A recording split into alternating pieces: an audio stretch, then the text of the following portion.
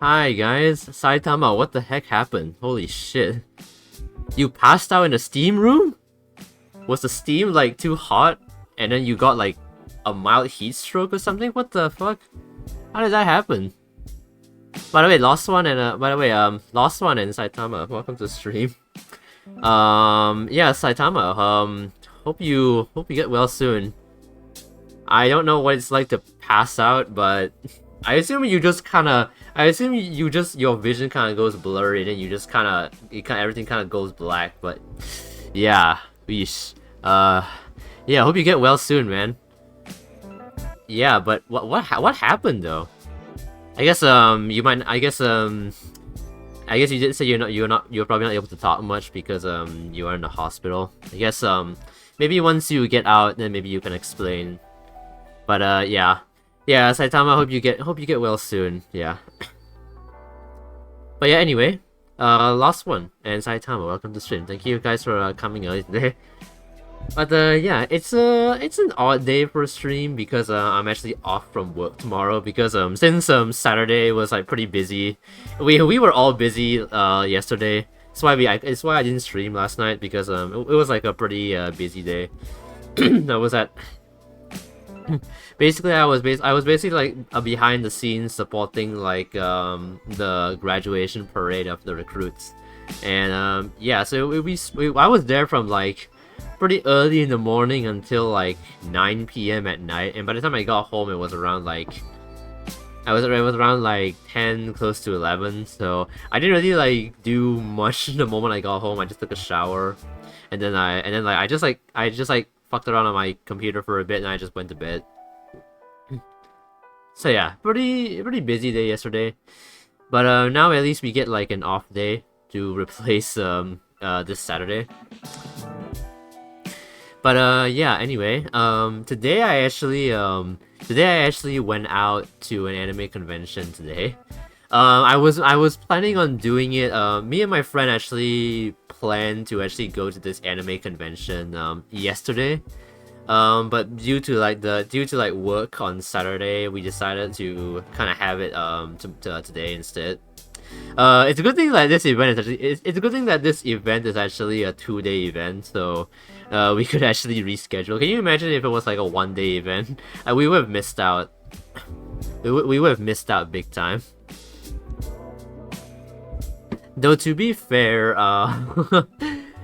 the funny thing is that even though we still went to this event, we didn't actually do much because like we ended up meeting with 3 others, and so we first had lunch, and then we went went to this event, and it was like pretty much like a lot of like other events that I've been to, but except this one actually had a concert. So far I've only been to like 2 different like conventions. One was the first 2 that I've been to were at the same location. Except the first one I actually had to pay to get in. The second one was a free admission. This one, the one today was also free admission, so that's cool. But yeah, how was the event? The event was alright. I mean, honestly, I didn't really do much. We were only there for like maybe 3 hours, I think, and then like 2 of us like went home, me and my other friend. So it was basically like a lot of like other conventions. There were like a lot of booths set up, and then there were also a lot of cosplayers doing stuff. The one today actually had like a concert going on, which was pretty cool. I didn't like stay around though, because the event was gonna last until like 10 p.m. and I didn't really want to stay until then. Besides, I was planning on streaming tonight anyway, so I didn't really want to like stay all the way until then. So yeah, there was a concert going on though, I can tell you that. I remember I saw they were performing Snow Halation. You know the Love Live song Snow Halation? Yeah. I haven't been to any. Fair enough. I mean, I feel like a lot of these events usually cost money, so and makes sense that you don't really go to them because you might want to save money or something, or maybe they're like really far away. So yeah. Also, Veer Ralt, welcome to stream. Hello Veer. How are you doing today? Hope you're doing good. How was your weekend? But yeah, I didn't really stay around for all that much. So the only 2 booths that I went to was this one where you could write down like your wishes. You know how like in Japan you have these like shrines and you can write your wish on like a piece of wood and then you hang it up. Yeah, there was a booth that had that, so I wrote my wish. So I wrote down I wish to have my long hair back because I'm in like the military right now. I have to cut my hair, so my hair has to be short now. So I wrote that. I don't know, I couldn't really think of any other wish besides like the generic ones like, oh, I wish to live a good life or something like that. Like I don't want to write something boring. I don't want to write something that everyone else has written before. I don't want to write something bland like that. I want to write something funny or something. So I wrote, oh, I wish I could have my long hair back because come on, man. I want my long hair back. Honestly, once I get my long hair back, I might want to like experiment with styling it. Because honestly, even like during the time when I had like long hair, I didn't really like style it all that much. The most I did was like maybe tie it back a bit to have like a ponytail. That was like the only like styling I did with my long hair back then. It usually happens less, but whenever it happens, it's paid entry. Yeah. Yeah, that's what I mean, because I think usually, at least maybe for wherever you are, the events are usually paid. I'm not sure about Singapore though. At least all these like 2 of the ones I've been to were free admission, but maybe those are just like the 2 exceptions, but I'm not too sure, but yeah. Also, as I said, maybe it's also because like maybe you live really far away. I think one of the good things about Singapore is that being a small country, it doesn't take that long to travel to certain places for events, because at most you just have to ride the train for like half an hour to an hour. Whereas like when it comes to bigger countries like the US or something, usually it might take like longer to go to certain events because they might be in like a different region of the country altogether, and sometimes you might even need to like take a plane to get there. Whereas like over here, since the country is like so small, like you just have to take like maybe an hour on the train at most to get there.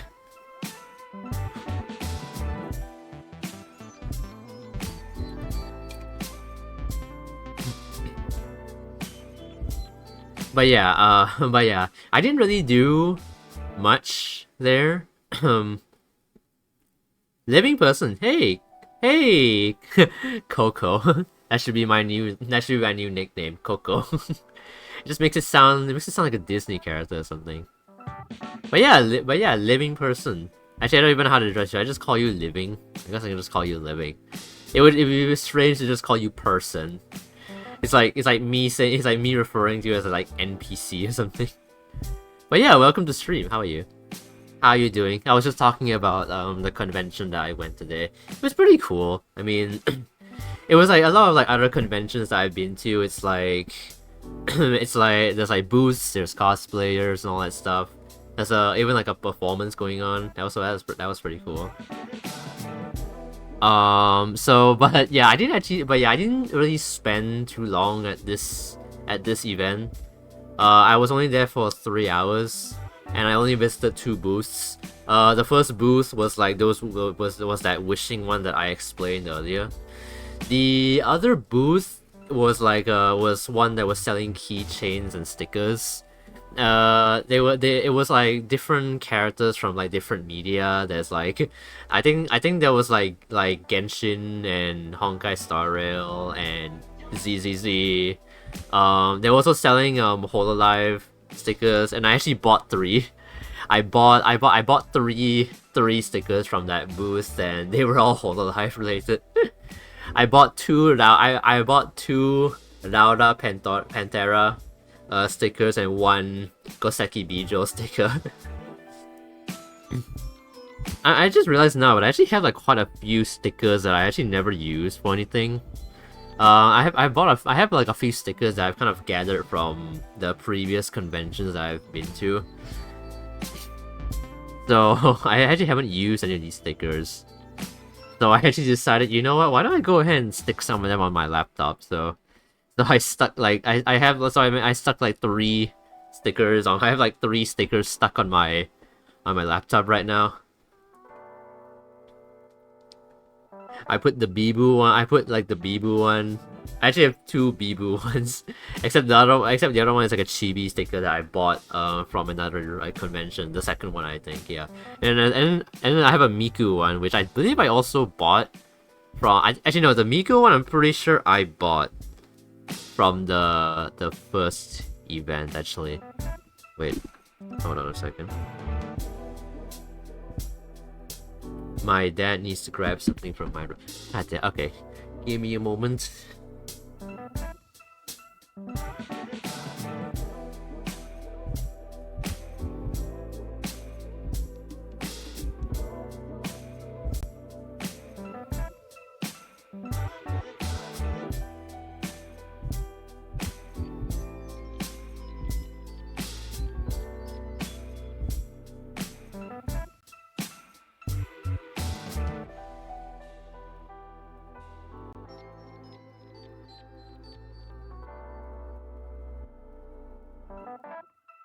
Okay, I'm back. Yeah, the thing about living in a small house is that usually if you run out of space in your room, you have to kind of like use the other rooms to keep stuff. And my parents will usually store some of their clothes and some of their like blankets in my room. So sometimes they have to come in here and get it. So if I'm ever like streaming, I have to pause for a bit to go and like grab it. But yeah, I mean, it's not that big of a hassle. I just have to grab it and it's all good. But yeah, this what happens when you're living in like a small house. So you have to kind of like use every nook and cranny you have to store stuff. But yeah, anyway, back to what I was talking about. So yeah, the event was alright. I feel like I didn't really get to experience it that much though, because I wasn't really I didn't actually like look around all that much. I only looked around at a few booths, and I just bought like a couple stickers, which cost like $6. it just costed me like $6. So yeah, I didn't really like buy much. I was like, I was wondering, I was thinking of like buying more, but I didn't end up doing that. Maybe if I maybe in the next event, maybe if there's another maybe if I attend another convention, maybe I'll buy a bit more. I'm gonna have to like see when like the next I'm gonna have to like find out when the next convention is. Also, I might actually want to cosplay next convention. Yeah, I only done I'm pretty sure I've like talked about this on stream before, but I've only done cosplay. I think I've only done cosplay once, which was the maid dress, and I haven't worn that maid dress since. Honestly, I never really liked the look of it, to be honest. So I'm thinking of maybe like selling it, and I'm thinking of like maybe selling it, and then I'll just get some of the money back. Then maybe I'll use that money to kind of contribute to another cosplay. I have a few cosplay ideas in mind. I have a feeling I kind of want. I feel like I want to start small. So maybe I'll like opt for maybe a simpler cosplay, and maybe in the future maybe I can try doing like a more complex cosplay. I don't know. Cosplay is like really hard because I mean like one is expensive. Two, sometimes you have to sometimes you have to kind of like what's the word for it? So, what is the word? You're gonna have to like customize something. I was gonna say what is the word for sewing this? Thread it? You have to thread it? Is that what it is? I don't know. I forgot the word for it, but yeah, because sometimes when you buy a cosplay online, it might not be like of the quality you expect it to be. So sometimes you have to kind of customize it in order to make it look the way you want. So that's another thing. On top of it being like expensive. So yeah, that's the thing. Hold on. And I've got some stuff to do. Got to send the thing to one of my colleagues. Alright. Yeah, anyway, why don't I go ahead and start the game that I play? I was actually gonna play a different, actually, before I explain it, let me go and open the game. It shouldn't take too long. Alright, here we go. Oh boy.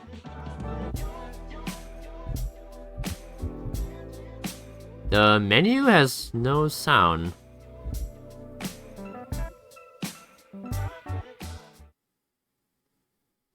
Alright.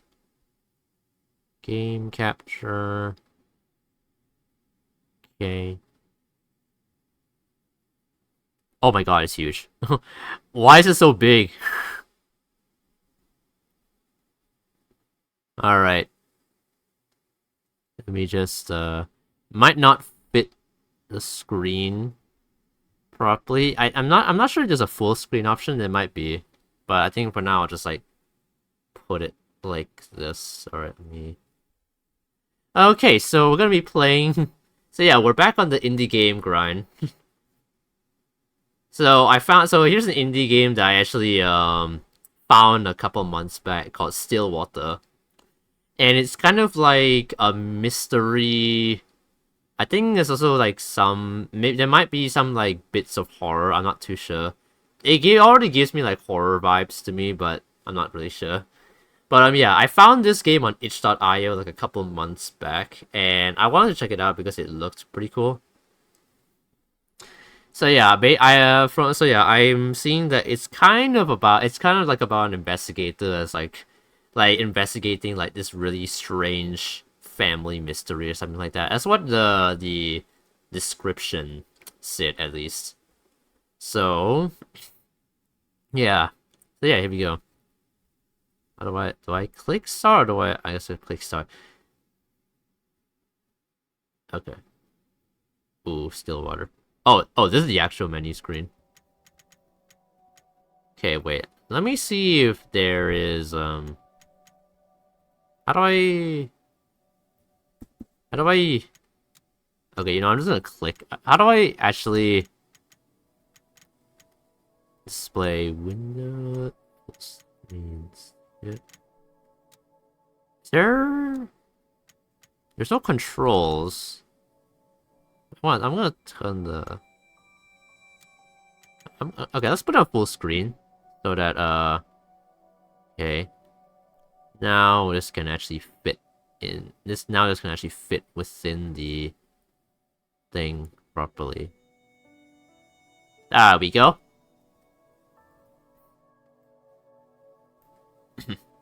Alright.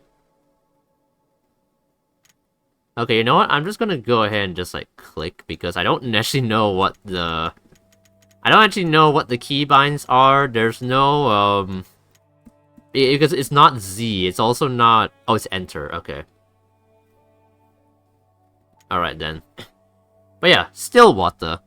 You know what the funny thing is that, like... Yeah, you know what's kind of funny? I searched up still water without specifying, like, it was a game. And apparently there's actually also, like, a Netflix series also called Stillwater. And the funny thing is that, it's also like an investigation type show, which I'm not sure if that's like a coincidence or if this game was inspired by that show. But yeah, I don't know. I don't know. That's kind of like a funny thing that I found out while I was searching up this game. Anyway, let's go and start. Political fiction, resemblance when in real life is pretty coincidental. This game is in a horror, mature themes. Yep. Yes, I got that. I'm sorry, but I can't stay here anymore, Nina. I feel like I'm going crazy. Calm down. If you can just talk it out. So many strange things keep happening one after another. Every day there is this damn dripping sound. I thought it was just something leaking at first, but I check every faucet, every ceiling, everything, and still I hear it everywhere. Constantly echoing in my ears. Please, listen to me. Oh, but the water. That damn water! Water? Yes, it's everywhere! Pools of it are all over the house, and every time I try to mop it up, another will appear. There's no end to it. But it's at night. It's at night when it comes. What are you talking about? I hear someone or something walking along the hallways at night. Maybe it's just my grandfather. No, Nina, it's not him. I thought it was, but it's not. But I've seen it. That thing.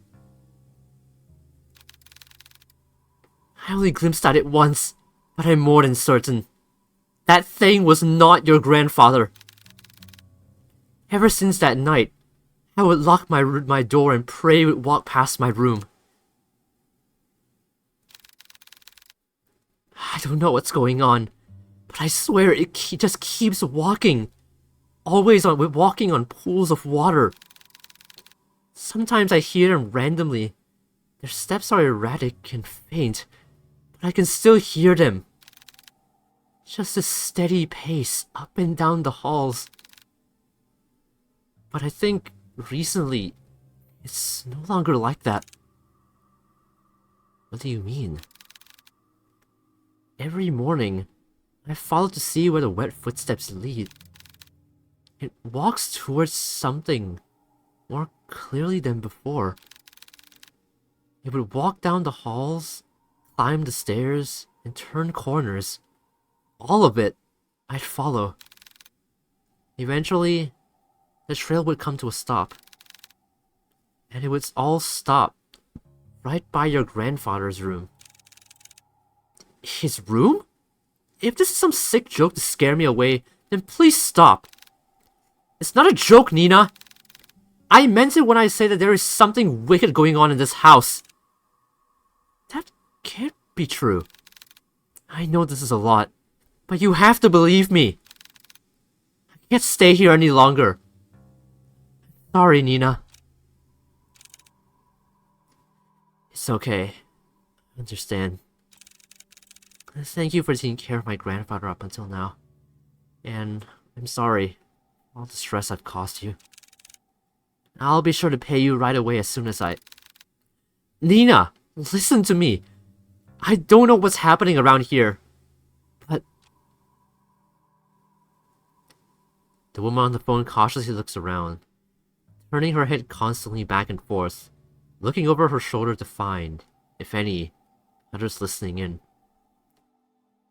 She grips the phone so close to her ear in a vice-like grip, before speaking again in a hushed tone. Something terrible is lurking in this house.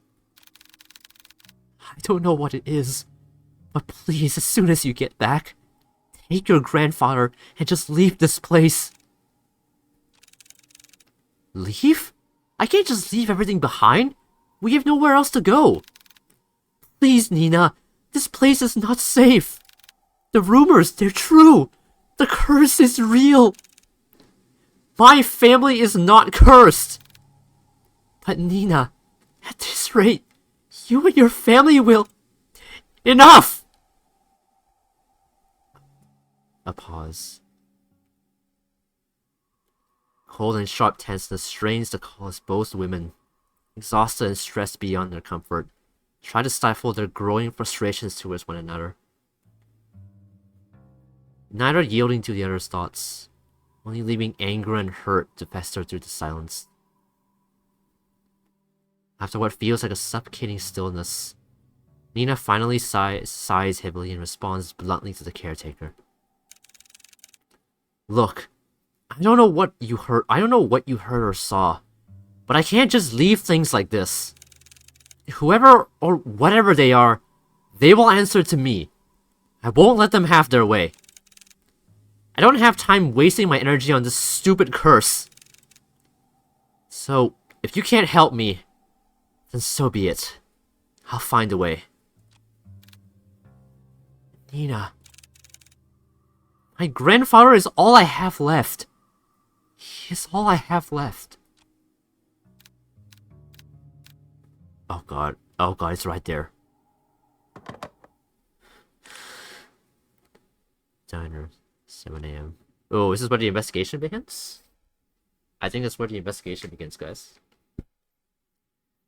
Amid a foggy morning, there sits a man by the corner of a booth. He drinks black coffee, then, depending on his mood, occasionally orders a donut. And today, it was just black coffee. I swear, I have never seen that amount of paperwork in my life.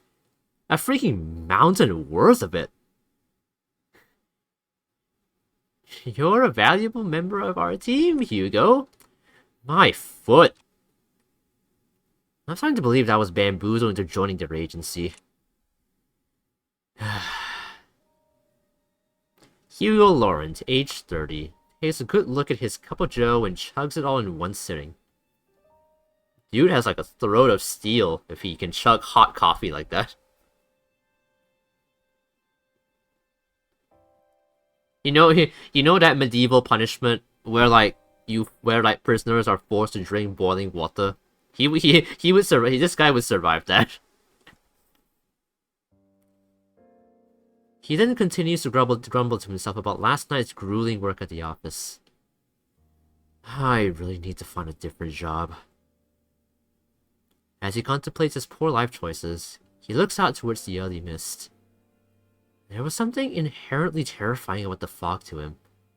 How it engulfs everything in nothing. Even if it disappears, it always leaves behind traces. Proof of it remaining.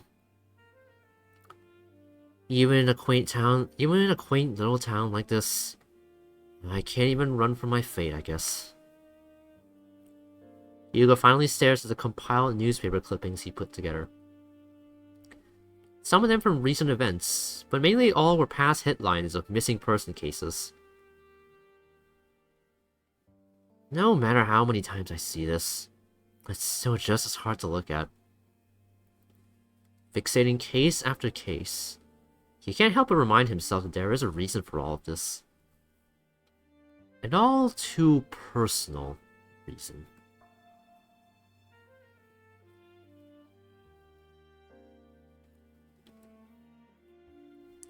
Seeing strange things comes with a price. In the end, I'm the one doing this to myself. Sounds rough. Mind if I join? Kuya? An annoyingly familiar voice interrupts his train of thought. He slowly looks up to see the one responsible, although reluctantly. Kuya? Good morning, Hugo.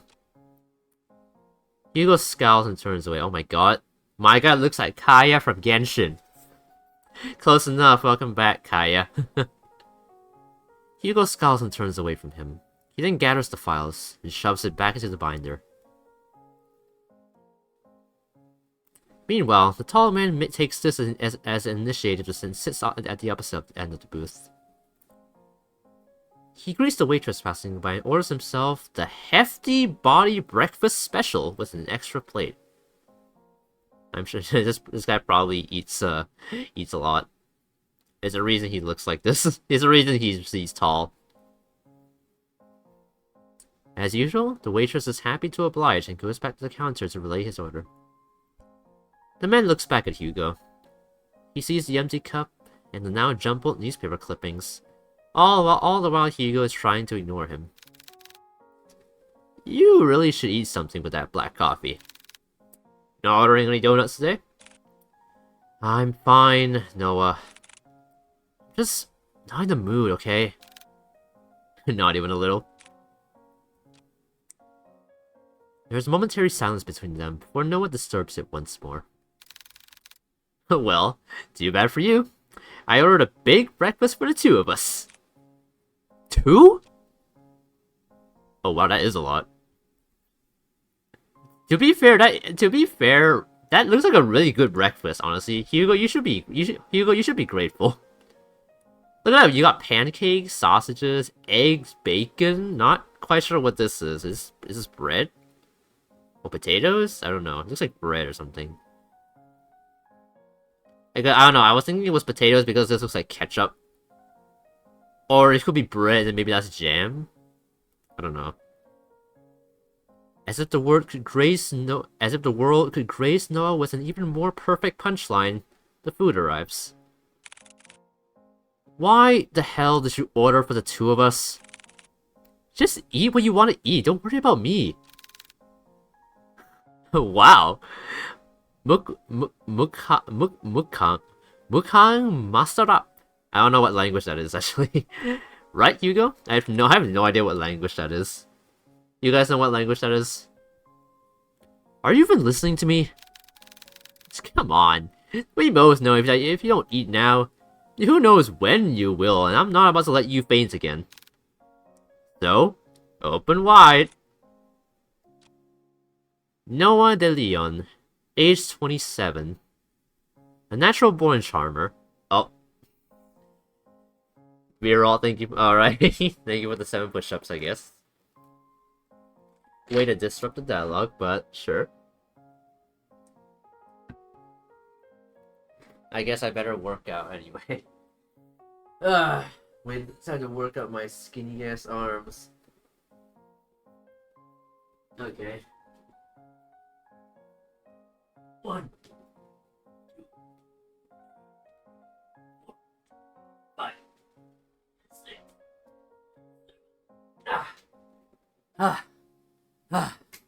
Okay.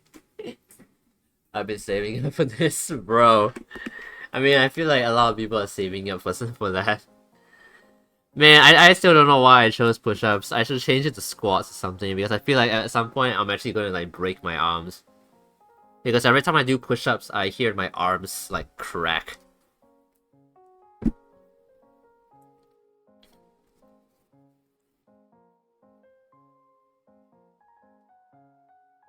which is why the fitness test during like my basic training days was so hard. Because push-ups is so fucking hard. I don't know why, but push-ups and pull-ups, they are by far the hardest. And actually, you know what? Any exercise that involves using my arms to lift the majority of my weight is hard. Because my arms are super skinny.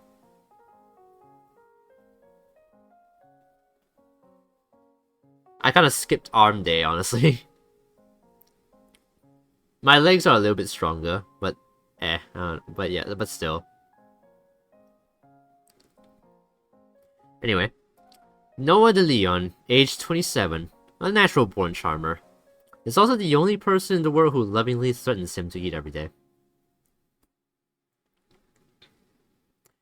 With a pensive look, Hugo finally gives in and eats the generous spoonful without further complaints. It's good. Right? Good food will always help cheer you up. Damn him. I got swept away again. I mean, who wouldn't, man? This guy... I mean, who wouldn't? I will be swept away by this man, too. Oh, by the way, the chief will be out for a business trip. She mentioned it will be for a couple of days. When did she tell you this? I didn't hear anything about it. Yesterday, I think. Yesterday? She told me to sort out the cabinets yesterday. She didn't mention anything about business trip. I guess it was a pretty sudden one. Well, I mean, she did tell me to tell you. And, lucky me, I know where you go every morning. You know what? I'm not surprised anymore. Well, what do you want to do? We technically have the day off. I'm gonna head back to the office. There's a couple of boxes I didn't get a chance to sort out. In that case, I'll come with you. Why? You could just rest for the day. And pass up the opportunity to get to know you better? Kuya. Quit it. Who is Kuya? Is that like Hugo's last name or something?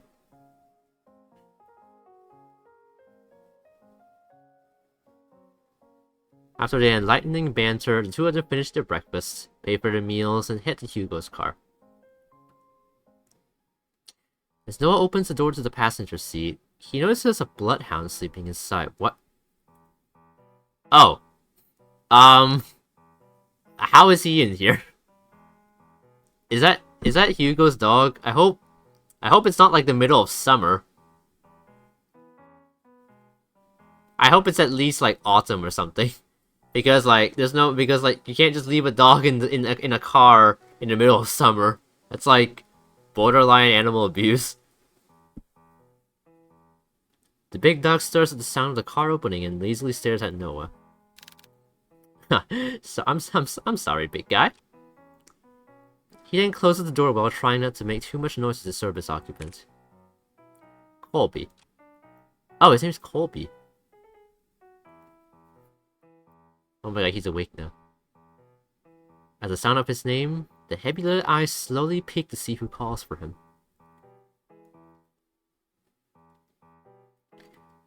It is his one and only partner, his human. As if finally realizing who he is or where he is, the old bloodhound stirs up from his sleep, pounces at Hugo, and proceeds to wag his tail uncontrollably. Aw, Hugo's happy now. Colby is truly a man's best friend. I mean, who wouldn't when they see a dog? Who wouldn't when they see a really happy dog? Honestly, a dog is enough to brighten anybody's day. Unless you hate dogs. But I don't know what kind of person would hate dogs.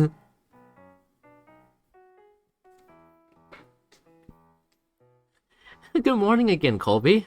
Had a nice nap? Colby, 8 years old. Wow, that is really old for a dog, actually.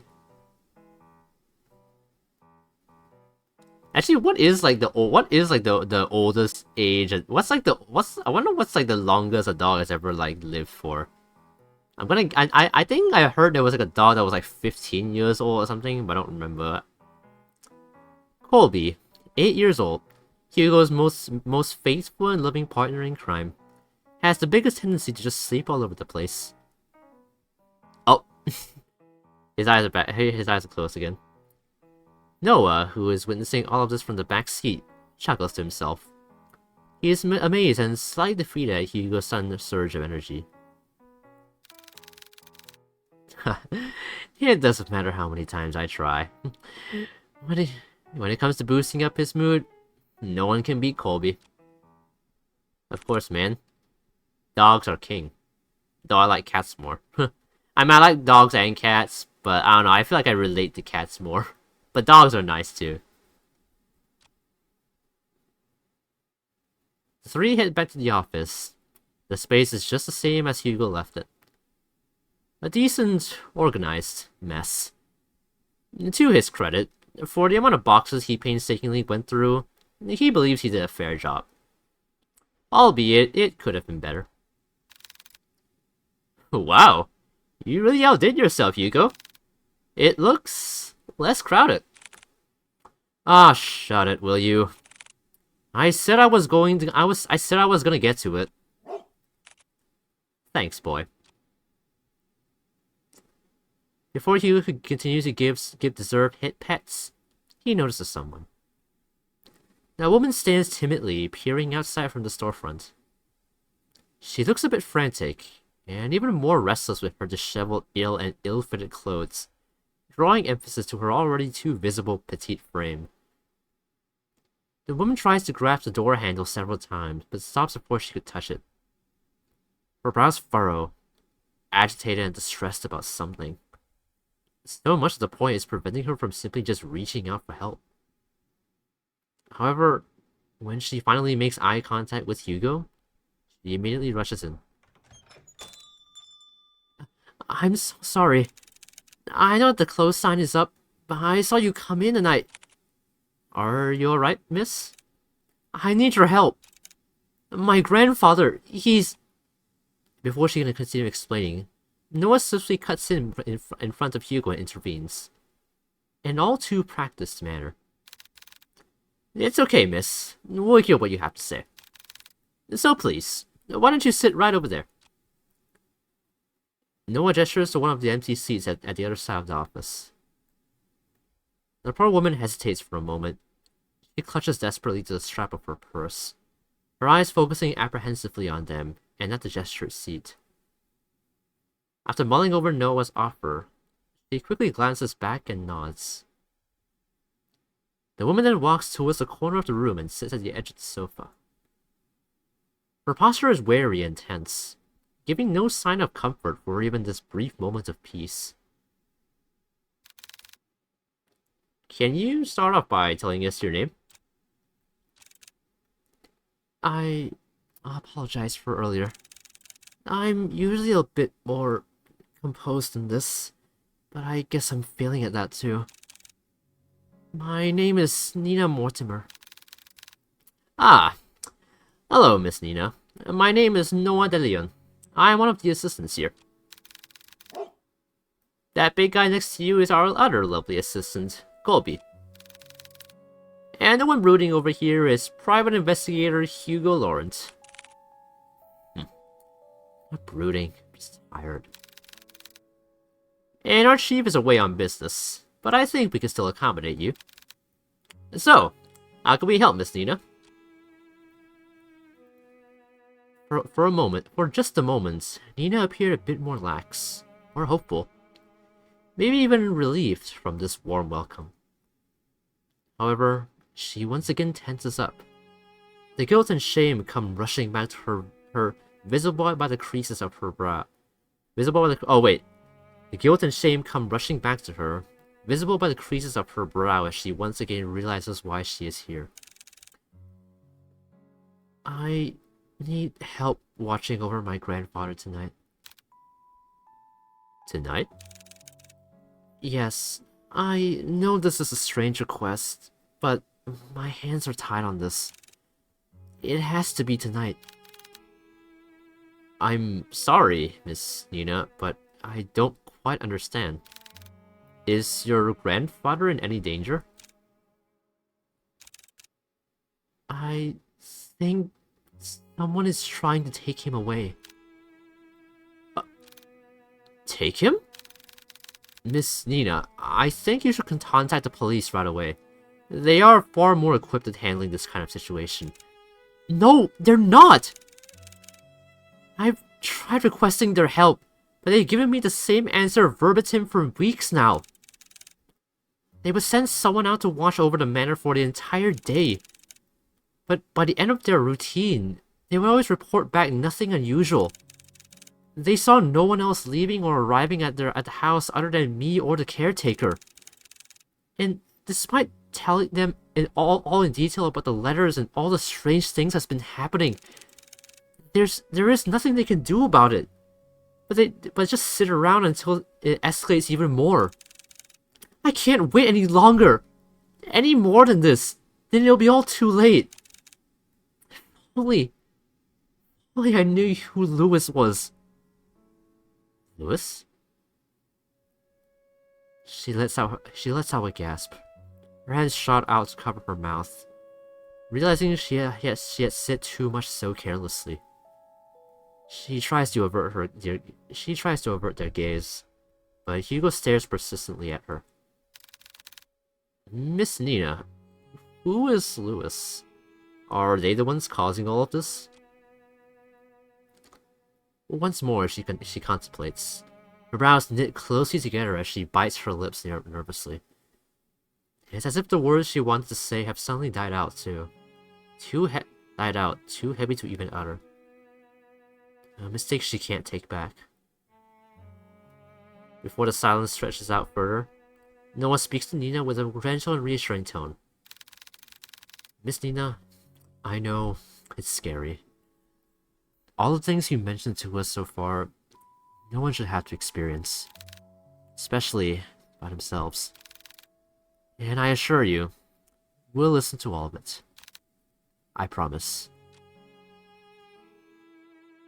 Wild and manic eyes search deeply at them, trying desperately to discern any doubt or mistrust on their faces. However, all she sees are people who are willing to give their time or to simply listen to her, who actually help her. From this alone, Nina looks to the side where her purse is and opens it. Tucked inside one of the pockets, she takes out a single, slightly crumpled envelope with a pigmented red wax seal pressed in the middle. At a glance, you can tell right away that this letter appears to be a bit more worn out and antique. And yet, despite its delicate form, it remains well preserved, well kept. It's as if the letter itself was untouched by time, forever waiting to be opened. Grandfather has been receiving cryptic letters for the past month now. The letters didn't come with an address or the name of the sender. But this one is different from the rest. This had the name Lewis on it. As she hands over the letter, Hugo notices her hands slightly shaking.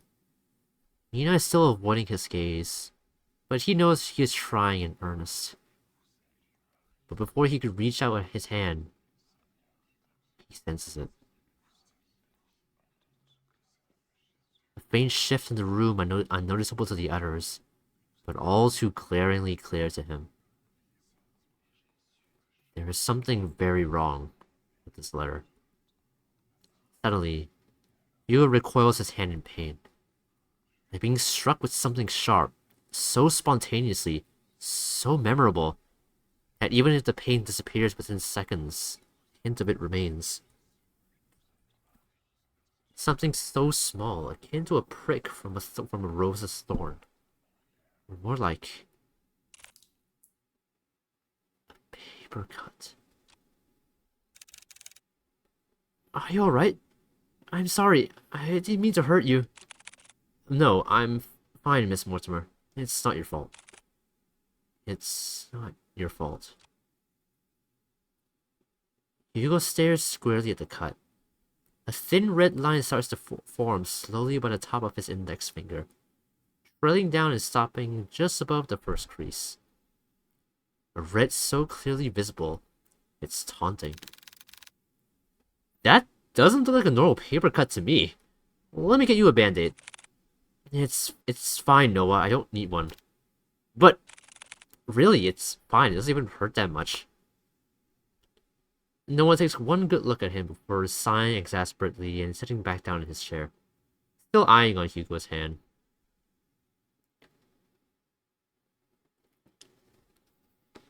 Hugo shrugs and returns his attention back to the letter. This time, luckily, nothing happens. Where does it reach all the way out here with just a letter alone? It's really terrifying. Carefully, he removes the content of the envelope and unfolds it. At first, it looks like any other normal written message. A person named Louise is asking the other, Henry, to come meet him by the lake at midnight, needing to share something important with him. However, what's eerily striking about this is not the letter itself. Appearing at the bottom of the page, message scrawled, unlike the rest, stands visibly out to Hugo. A Quail stream on a Sunday? You know it, gamer. Yeah, hello, gamer. Welcome to stream. How are you? How are you doing today? How are you doing? I'm doing good. Yes, I'm streaming on a Sunday because I'm actually off from work tomorrow, and I couldn't stream yesterday because I was busy doing work. It lasted from like early morning until like 8 to 9 p.m. So yesterday was a busy day. So we're being compensated with like a couple days off. So I have Monday is off for basically everybody. So yes, that's why I'm streaming tonight. I'm good, about to make breakfast. Ooh, nice. What kind of breakfast are you making? What are you making for breakfast? This morning I made like a grilled cheese ham sandwich kind of thing. It's just it's basically just a grilled cheese sandwich, but I just added some ham in it. It's just a ham sandwich, but I just added a little bit more cheese, and I cooked it in a way you would a grilled cheese sandwich. I had that for breakfast. What are you making?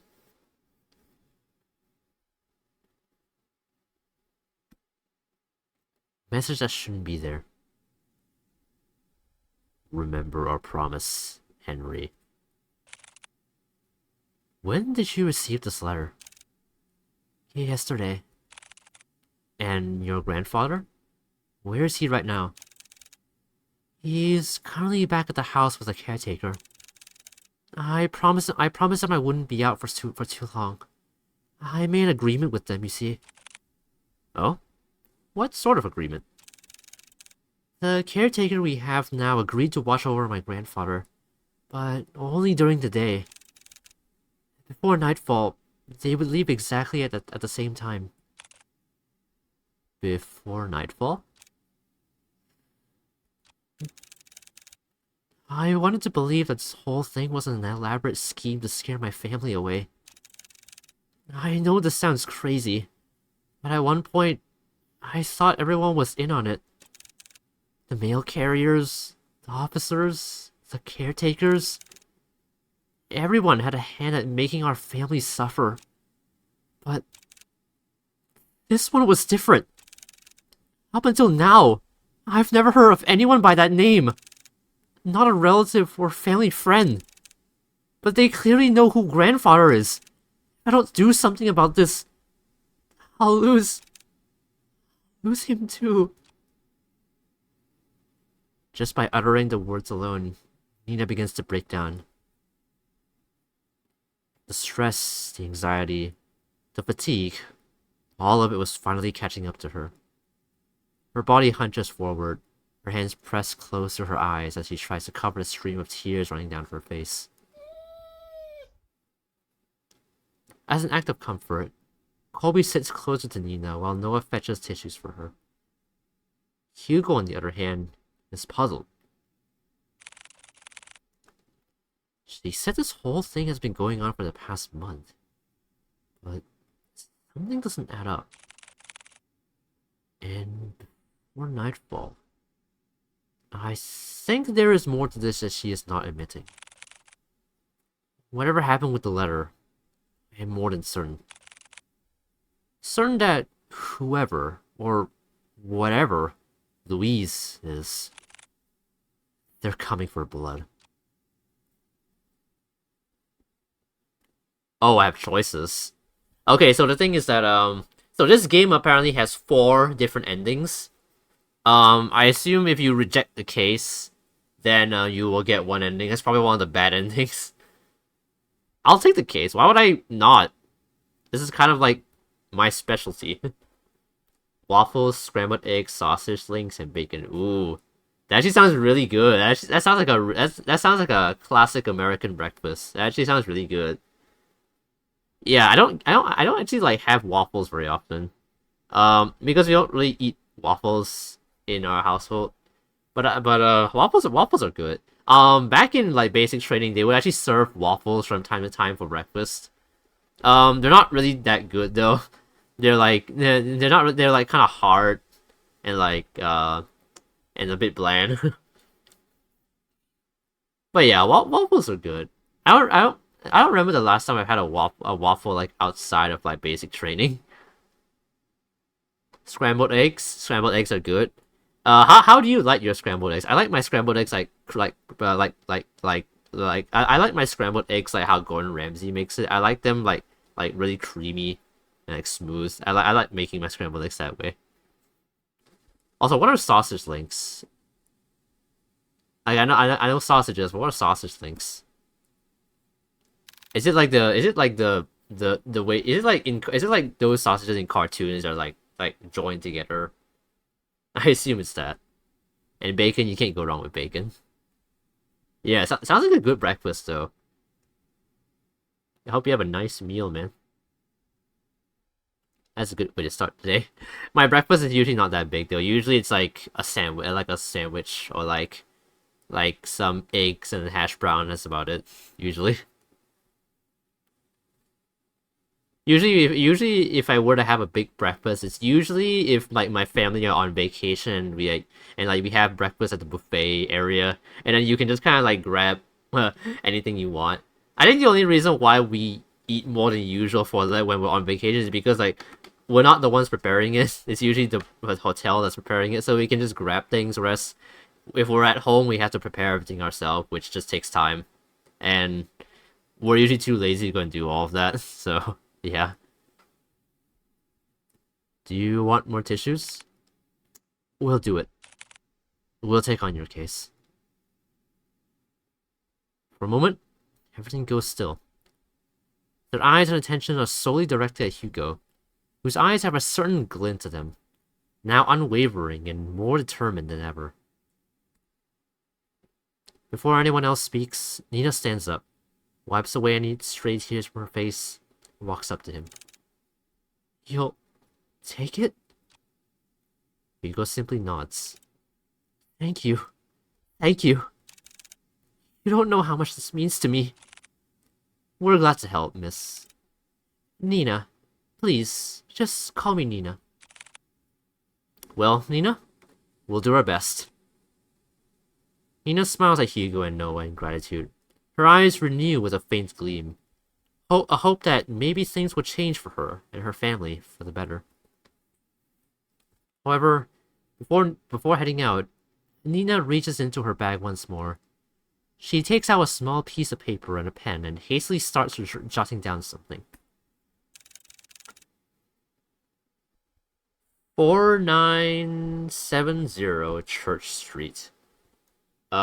Just in case that is something important, I'm gonna write that down as well.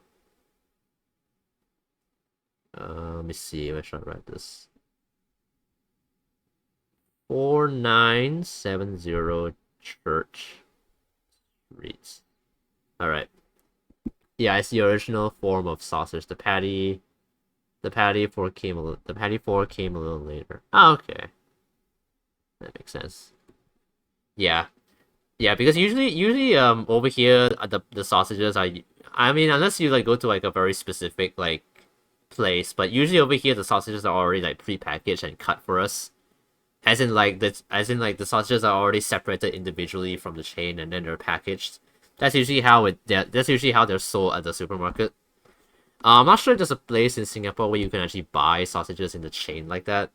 I feel like you can only find those at like very specialized places. Because I feel like sausage is not really a very common food item in Asia. Or at least like, or well, we have like China, we have like Taiwanese sausage, which is like a more sweet. It's more pinkish in color and it's more sweet tasting than like savory. Yeah, that's like the only kind of like sausage that's more common in Asia, I think. But yeah, we also have like the kinds that you have there, just like yeah, I don't know if it's like the same quality or not, but yeah. I best be on my way now. I'll let my grandfather know ahead of time he'll be coming. Also, this is my address. Oh, okay, it's just her address. I wonder if this will be a code for something. I don't know. I'll be sure to greet you all when you arrive. And thank you again. Truly. She politely bows to them and walks out of the office, already reaching into her purse for her car keys. Hugo watches from his desk as she goes to open the driver's seat. Nina looks back at the office window and takes one last look at Hugo. She waves slightly at him before finally pulling out of the parking lot and driving off. Once out of sight, Hugo turns to look at his cluttered desk. Still messy, but presentable. I guess I'll have to sort these out later. Again. I pretty much take my eggs the same, but I really like the sunny side up. Honestly, fair. I haven't had like a sunny side up egg in a while actually. Because I think nowadays every morning if I want to have eggs, I just have them as scrambled. But yeah.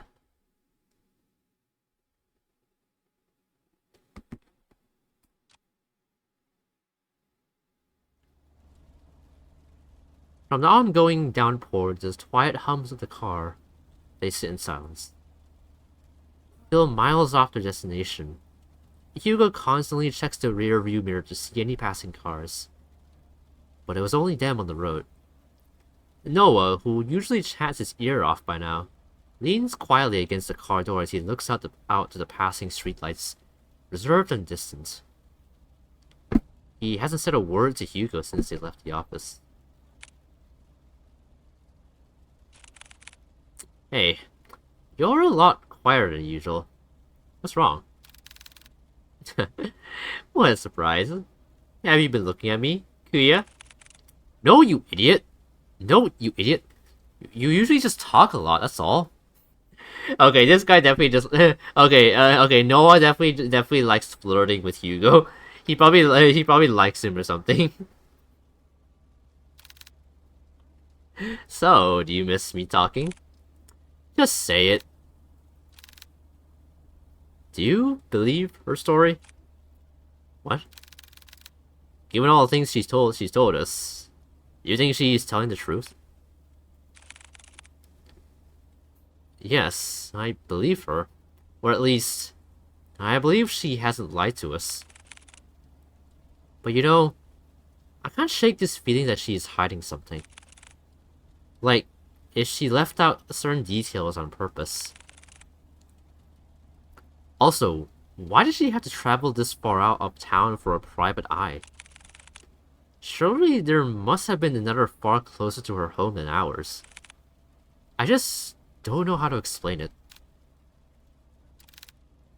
As expected of you, Hugo. Are you making fun of me? No, not at all. I'm just admiring your observations. I didn't want to offend Nina earlier, so I kept quiet until she finished. But her last name caught me off guard.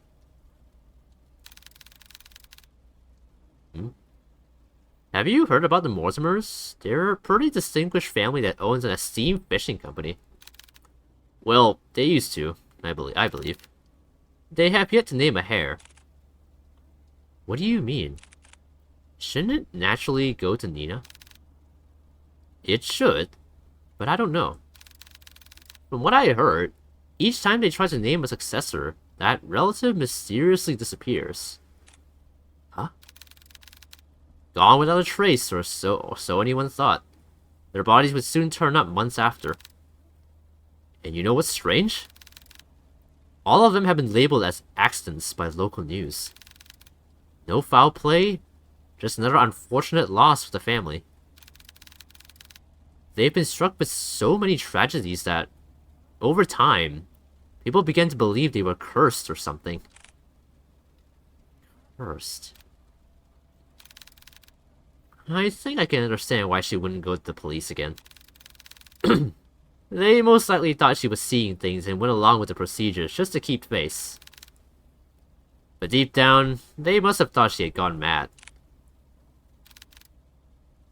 I can't imagine all of this for Nina. And most of all, who knows what we'll find there. Is that why you decided to come with me?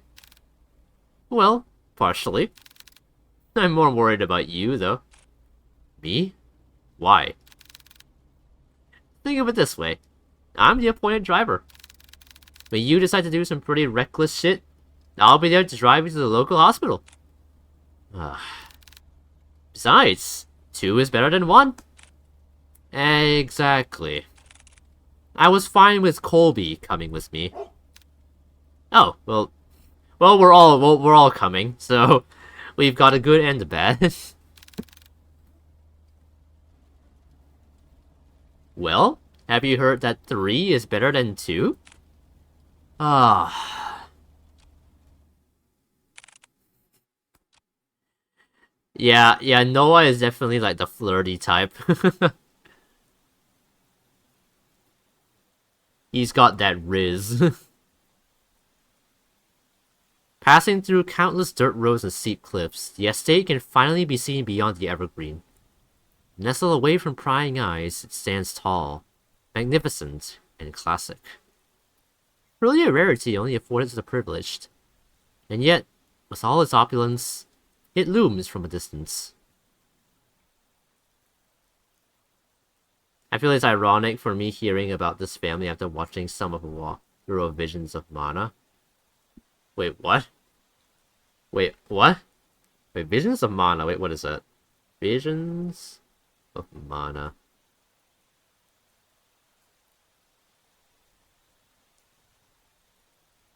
It's a action role-playing game and released in 2024. Interesting. Wait, so wait, why is it ironic? Wait, what's so ironic about it? I feel like I need some like backstory on Visions of Mana to understand. Hugo and Noah could only gaze at the sheer scale of the manor. Its grand stature topples easily over the dozens of houses they drove past. Wow, look at the size of it. I could never imagine seeing a house like this in person. It's almost too surreal. Come on, she's waiting for us. Immediately after exiting the driver's seat, a sudden sharp pain weighs heavy on Hugo's chest. Grasping tightly at his coat, he begins to gasp for air.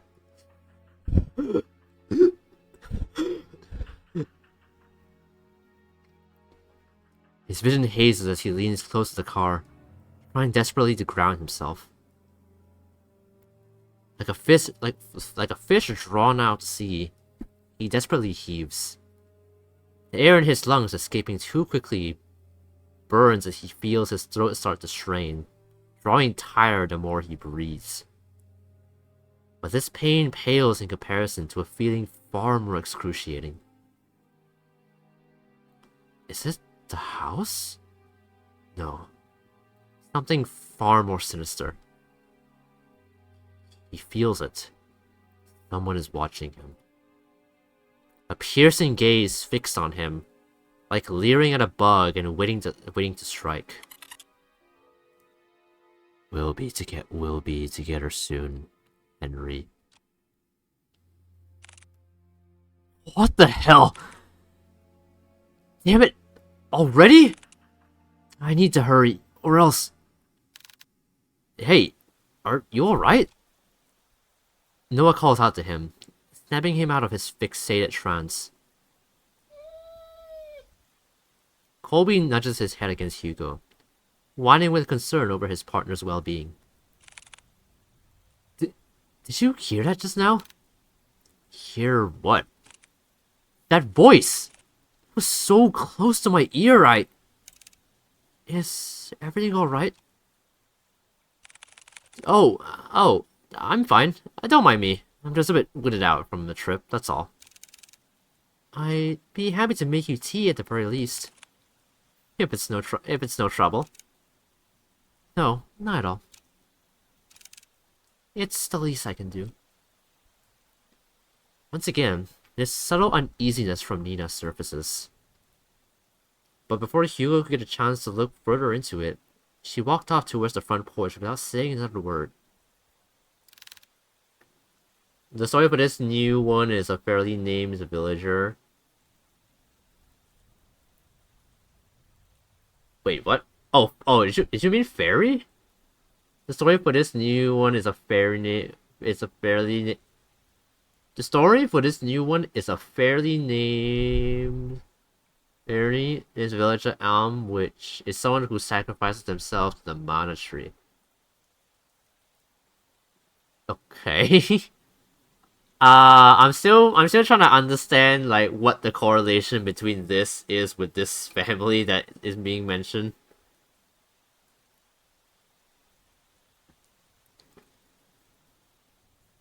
So the connection is both them naming someone, then them having to die for a mysterious reason. I haven't reached the end, but it's a feeling I'm getting from the game. Ah, okay. I'm not sure it's like fully comparable, but I see what you mean. I feel like the one in Stillwater is a bit more ominous though. It's more of a curse than kind of a thing that kind of happens. Okay, I don't know how to say it, but yeah.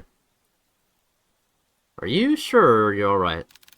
You sounded like you were choking earlier. I said I'm fine.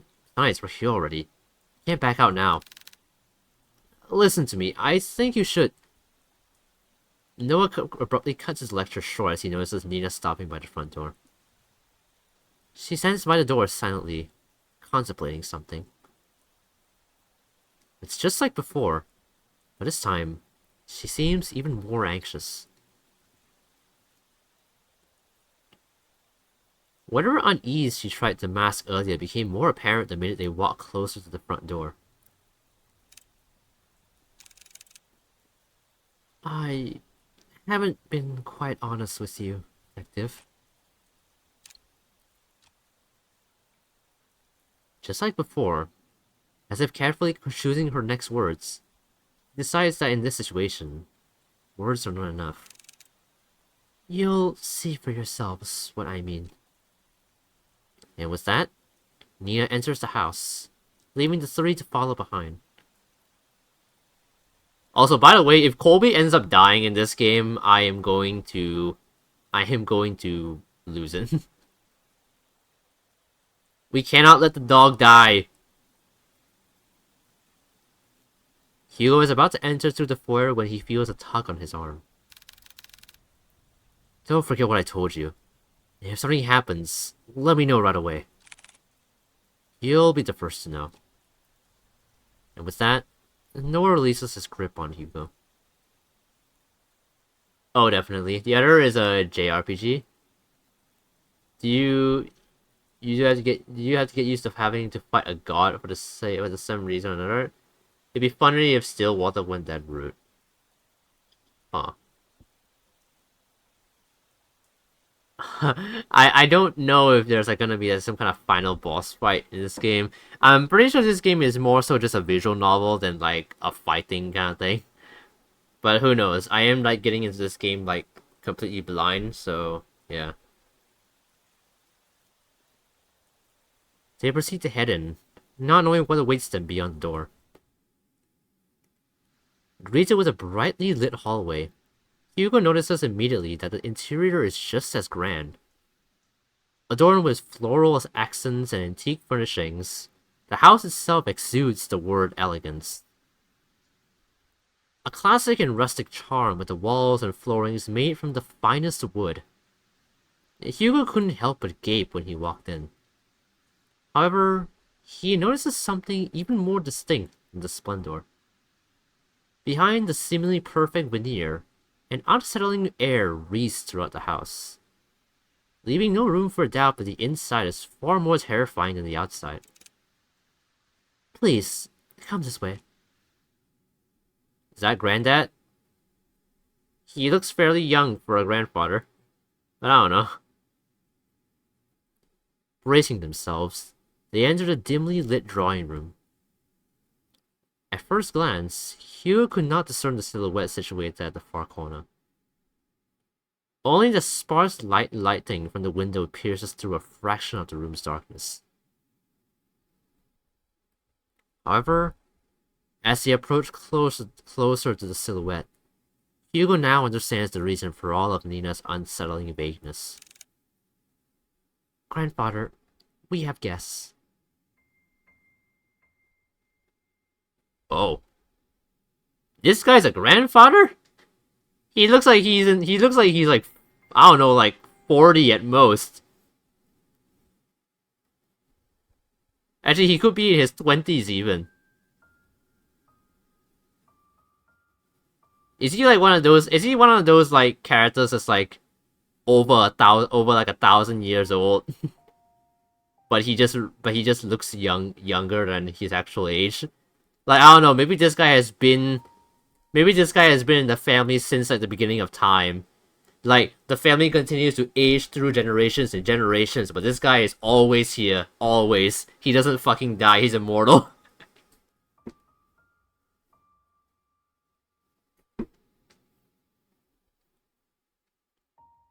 Sitting on an armchair is a very young man, not much older than Hugo and Noah. He is dressed modestly and shares none of the imposing presence of the manor. No, rather, such luxury does not even remotely reflect the man before them at all. It's as if the flow of time had stopped only for him, while the rest had continued changing drastically without him. Just like the letter, timeless, delicate, and jarringly out of place. Staring only at the window, the young man sits there dazed with little acknowledgement of the people around him. Still, motionless, the doll. Either that or Grandpa hit the Seiko lottery. Oh yeah, I was actually about to mention that. He's like another thing he could be one of those like anime characters who is like really old but looks like they're still like really young, like Seiko from Dan Dan Dan. Like apparently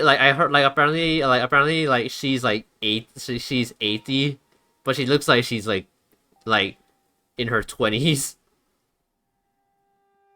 So yeah, I don't know. Maybe Grandpa has hit the Seiko lottery. Maybe he's got them like maybe he's got them like anime genetics or something. Also, what's with this guy's eyes? His eyes are like neon green. He looks like a snake or something. Grandpa, these are the people I spoke of. This is Detective Laurent and his two assistants, Colby and Noah. They are going to help us. Oh, his name is Henry. Even after introducing them to the head of the Mortimer estate, Hugo and Noah could not help but feel unnerved. The man before them is supposed to be frail and older than any of them. And yet, here he remains, forever unchanging, forever young. They've come a long way, so I'll be making some tea. Would you also like some, Grandpa? Nothing. He does not reply back, nor does he glance at Nina or anyone else in the room. while he fixates his gaze on the rain. Nothing else. I'll be sure to make a cup for you too. She then timidly gestures to Hugo and Noah to back to the foyer. Bearing more questions, the two follow Nina outside. Before they leave the drawing room, Hugo takes one last look at the young man. There's an all too familiar air about Henry Mortimer. His eyes, they're similar to his own. Whatever he must be longing for, Hugo knows it. Hugo knows it will never end well. So, So from what it seems like, Hugo definitely seems to have some sort of history with this family. The fact that he's the only one who is feeling this feeling of familiarity, and also he's the only one hearing these strange voices. He definitely has like some strange history with this family. I'm sure we'll find out what that is soon. Nina, that man. Yes, he's my grandfather. The one I asked you all to watch over. I know this is hard to believe, but... Nina draws something out from her pocket. It's an old picture of a handsome man with slick back hair, wearing the finest of suits.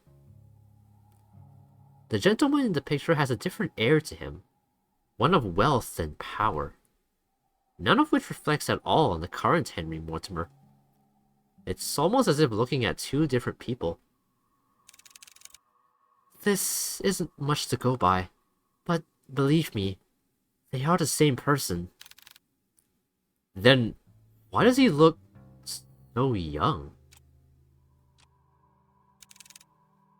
It happened a few nights ago. I was on my way to get a cup of water when I heard a loud thud coming from my grandfather's room. I was worried that something fell over, so I went to go check. When I opened the door, I found him collapsed on the ground. I rushed to help him, but when I did, he looked so different. He wore the same clothes that my grandpa wore that night.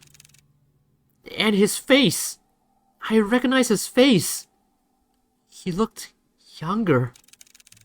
So many things were rushing through my head at that moment, and yet I knew he felt familiar to me. I know it sounds bizarre the more I talk about it, but that's what happened. That was also the same night I found that letter. It was next to him, already opened. I'm sorry again for all of this. No matter who I went to, they either said something was wrong with me or my family. With everything going on, maybe they're right. The pools of water, the letters, Louise, now this. I've been ignoring the signs for years and just blindly hoping things can get better if I try finding solutions on my own. But that's not enough anymore. Maybe my family really is cursed. No, they're not. Curses aren't real. Detective? I think we easily get too involved in believing that sort of thing exists. In truth, the ones who fixate on it make it their reality. Rumors, doubts, lies, all of things are what they want to become real. Deep-rooted emotions like that can't possibly be healed or fixed right away. But like a curse, those emotions drag other people down with them. Personally, I think you were caught up in all of this. But I assure you, we'll see this through. For you and Mr. Mortimer. Thank you. Good, good. Now, our first priority is to find out more about Louise. Nina, the letter you showed us back at the agency, do you have it with you? Ah, yes, it's here. Do you mind if I borrow this for a bit? I'll be sure to give it back. Of course, but what are you going to do with it? I've searched everything on that letter and I still couldn't come up with clues. Ah, I'll be using it as a guide, as a reference or a guide, if you will. I'm afraid I can't discuss too much from the process. Trade secret and all. Ah, of course. I'll check upstairs. Noah, you and Colby check the ground floor. Got it. Before they leave to do their own investigations, Hugo grabs a hold of Noah's shoulder. He leans in, close enough for Nina not to hear. Keep a close eye on Mr. Mortimer and Nina. Especially Nina. I don't want her to be dragged any more than she already is. So whatever happens, keep her safe. Hugo, you... Fine. But remember, yell for me, okay? I know. Thank you, Noah. I'm counting on you. You too, boy. With a final nod at them, Hugo then goes towards the staircase and heads upstairs. Noah stares for a moment longer at Hugo's back before he disappears into the first floor. He then turns to look at Colby. Well, it's time we get to work. Right, Colby? Mm-hmm. Colby says yes. Colby says, I hope I get some treats for helping out in this case. Curses aren't real. Me remembering Jujutsu Kaisen. Me, yeah, curses aren't real. Oh man, can you imagine if they were though? I mean, honestly, I can't say for sure if I believe I can't say for sure if I actually believe curses are real or not. I've heard a lot of stories about like supposed curses or cursed objects. But I'm not sure if I believe in those things. Like for example, because like some of them actually have like some understandable causes. Like for example, there is this supposed phone number. There's like this supposed phone number in Bulgaria that is supposedly cursed because all of the people who owned it died. But the thing was that all of the people who owned it were people who were kind of already working in like dangerous business. Like for example, like the first person who owned that number who died was like a mob dealer. And then I think the second guy who owned number was like a drug dealer or a crime boss or something like that.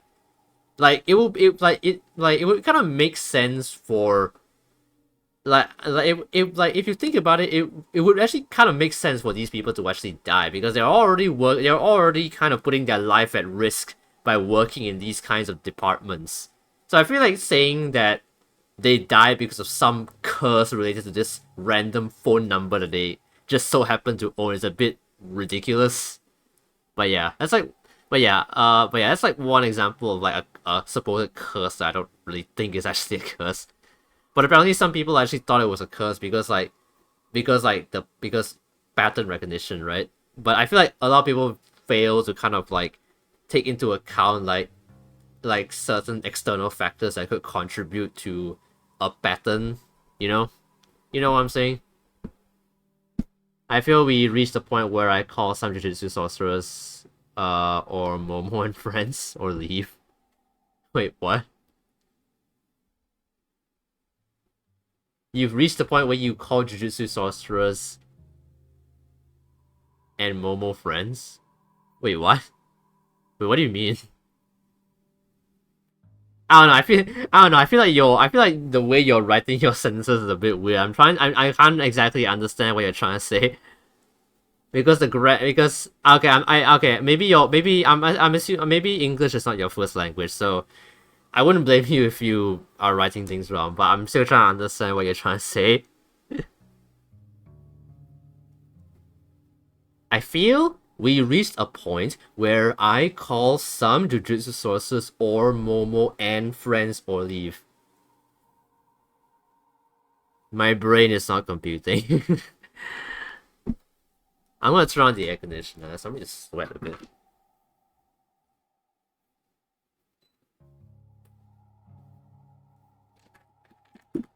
Momo Ayase. Yeah, I know.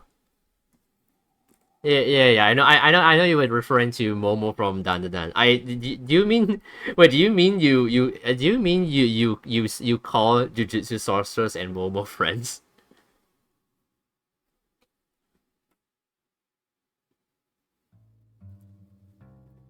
Because I don't know, maybe that's I guess you could see it that way. I don't know. I never watched Jujutsu Kaisen, so I actually have no idea what it's actually about. What is Jujutsu Kaisen about?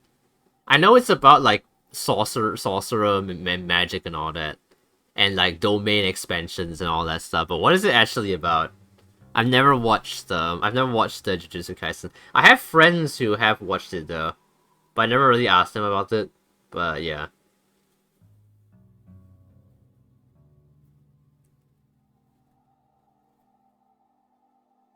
How do I... Wait. Oh. I was like, why is my cursor stuck? The objective is to look around the area for objects and to proceed the story. Use arrows or the arrow keys to move to a different area. Outlines will appear on clickable objects. On the top right is a hint button. Click it, and it will highlight an object you missed. Okay. Woof, woof. Oh. Mr. Mortimer still sits motionless by the corner of the room. His gaze never leaves the rain. Okay. Is that the only clickable thing? Yeah.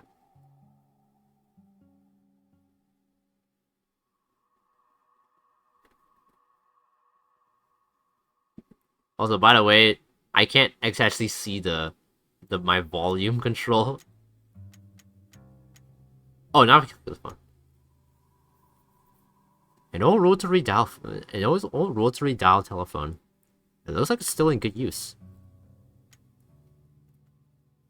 Delicate arrangement of violets and white roses. They seem to be fresh and fairly new. A large bookshelf stands close to the entranceway. It contains a couple of photo albums and a few phone books. I think that's everything. Oh. Frames decorating the walls are covered in white sheets, veiled with a thin lining of dust on top of each one. Wow. There are so many paintings covering the walls. Are there more like these all over the house? Yes, my grandfather commissioned many back in the day. But sadly, he doesn't do that anymore. Nina, I can't help but notice the paintings are covered. How come? I did that. I covered them up for my grandfather's sake. For his sake? Yes, he was pretty obsessed with them, you see. There were times where he would mutter to himself and would just stare at the paintings for days on end. It worried me so much I had to cover them all. Since then, he hasn't stared at any of them. He just sits quietly, looking outside. I see. About the paintings, I also noticed they have a similar theme. They all had water in them. I know this isn't a coincidence since you've told us before, but if there's anything you know, anything at all, then please tell me. Noah, can I ask you a question first? Ah, sure. Go ahead. Do you believe in mermaids? Mermaids? I don't suppose I do. Why? Casting her gaze to the floor, Nina anxiously fidgets and tightly clasps her hands together. She then briefly sighs and continues. Well, there's this story, or rather, more like a fairy tale. that my family has passed down. Fairy tale? Yes, well, it feels like one to me. It was about a fisherman who fell in love with a mermaid. Every day and night, he would go out by the shore to gaze at her beauty. But one day she vanished, leaving him confused and heartbroken. Determined, he would sail many seas for a chance to see her again. Sailing from coast to coast, new lands beyond and back, he would go. Not long after, fortune followed him all throughout his journey and made him one of the wealthiest and most highly respected in his village. However, despite all the wealth he gained through his travels, he never found the mermaid again. She would only be a dream, nothing more. And that's the end of the story. It doesn't end happily. I guess there was a lesson behind all of it. I just never understood it. What do you think happened to the mermaid? I know it's an exaggeration, yet can't help but wonder. It's hard to say. I just feel bad for the both of them. To be honest with you, I'm not a fan of sad endings. If it were me, I would wish the farmer and the mermaid could see each other again. Or at least, that's what I think. Even if they weren't meant to be with each other? Yeah, I think so at least. I would want to imagine going through a journey all by myself. It's hard being alone. A journey all by yourself. Same, Noah. Honestly, I feel that. Is the lesson the lesson of that fairy tale supposed to be like you can have all the riches in the world, but it can never buy you true happiness? Because like it said, like throughout his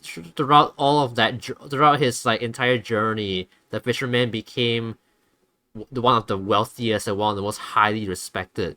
Basically, he basically had kind of had everything to him, but he never got to meet the mermaid again. So even with all the riches, he never could have found like true happiness because he never met the mermaid again. So I don't know, is the lesson supposed to be like you can have all the riches in the world, but true happiness can't be acquired with such things? I don't know. That's what I got from it anyway. After searching vigorously through each of the rooms, he knew his findings would eventually lead him here. This is it. Hugo walks towards the nearest lampshade and switches it on. Dimly illuminated, he sees the extent of how lavish this part of the house is.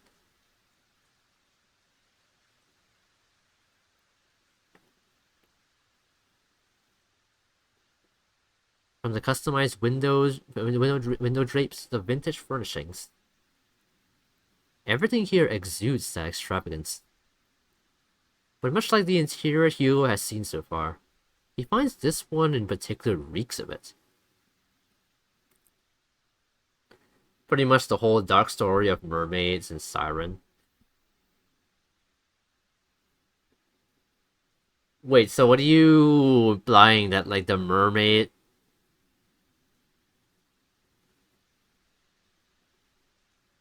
Oh wait, I think I know what you mean. So, does that mean the mermaid was a siren? And that... Actually, wait. Maybe I don't know what it means. I don't know. I was thinking maybe the mermaid was a siren, and the fisherman, was trying to find her, but because he didn't find her, he was able to live life, and due to not running into the mermaid siren, he was able to become successful. Because if he did meet the siren again, he would have died. Because the whole thing about sirens is that they disguise themselves as something alluring to draw people in and then eat them. But then, but if the whole lesson of that story is like, don't be, if the whole lesson of that story is about like not being easily tempted, then why would they have it so that the fisherman fell in love with the mermaid, and then have it end up sad with him not finding her ever again? I don't know. I don't think that's the point of that story. Doesn't sound right to me.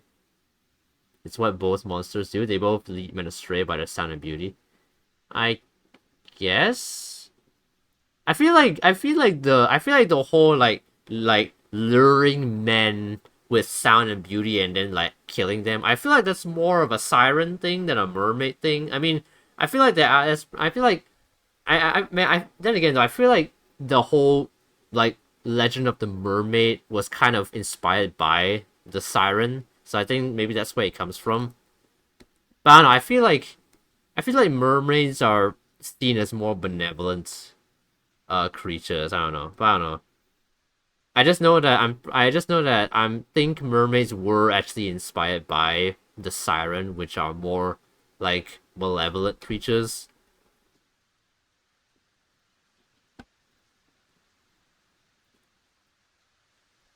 But yeah. Plastered from wall to wall, the gloom lingers. It's as if the room itself is moldering, despite its preserved nature. Oh. Classic wooden chest lies at the foot of the canopy bed. Its lock still firmly holds, safeguarding whatever is inside.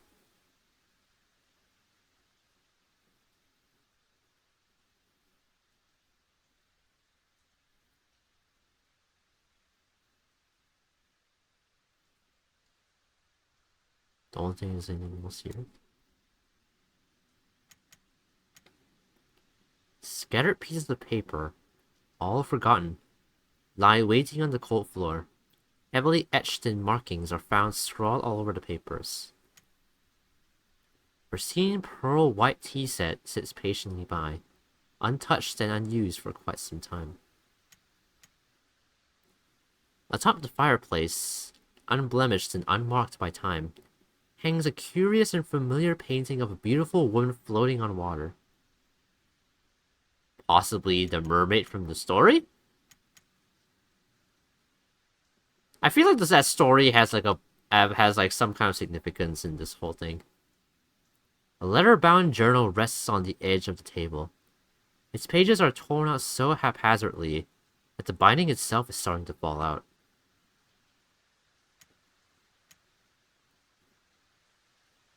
Oh. An old photo of a lost time. A sweet summertime memory of a little girl with her beloved grandfather. Is that, maybe this is Nina when she was younger. That's probably what the grandpa looked like before all this shit happened.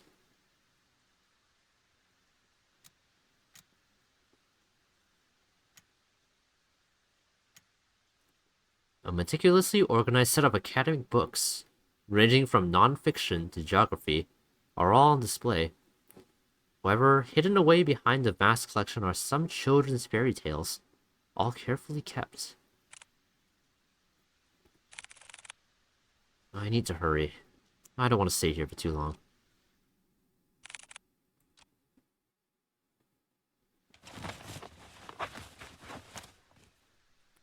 He searches and searches, and still, there is no sign of Louise.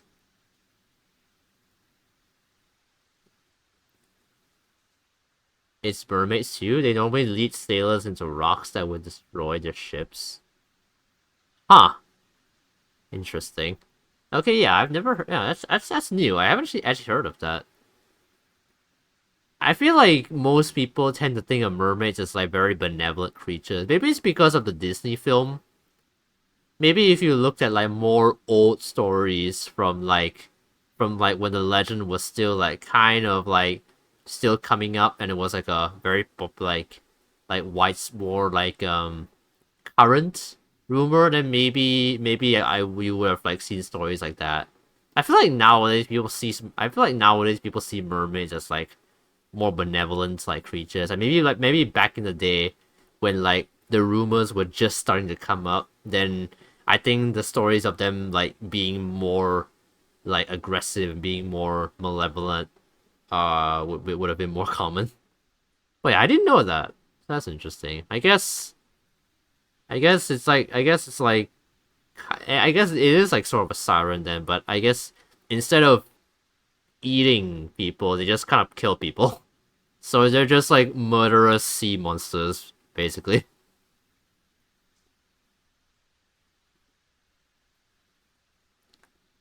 To Hugo, even if there is a fragment, a singular threat to that person, to their real selves, he could find them.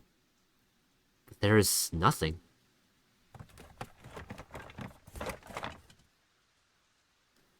Not one thing pertaining to him. It's as if the thought of Louise barely exists at all. What is going on? I clearly sensed that presence from before, but it's gone again.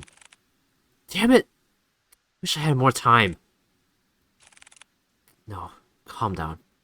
It has to be here. I just need to focus.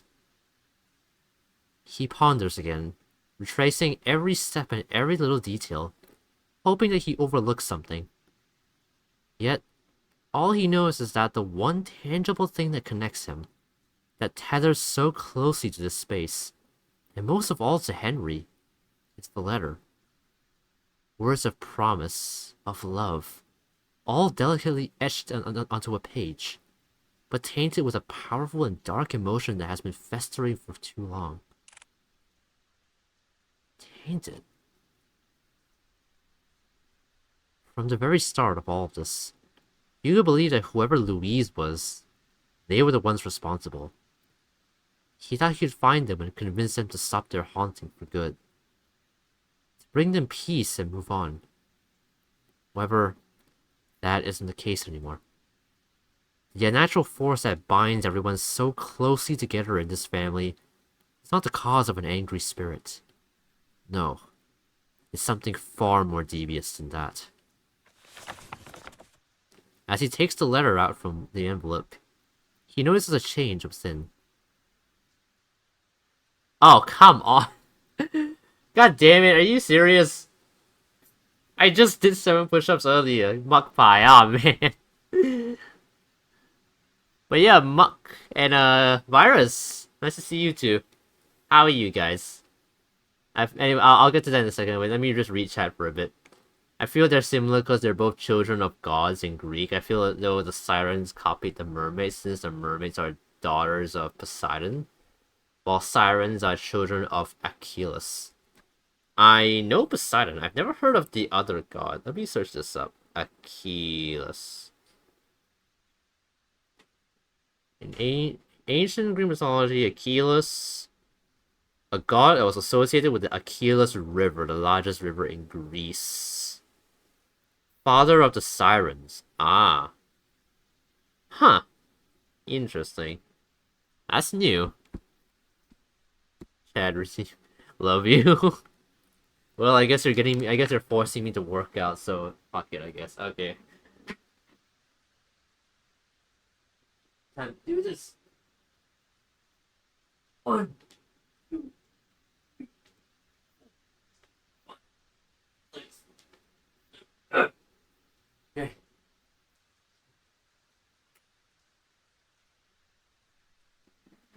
Alright, I've done I did your push-ups.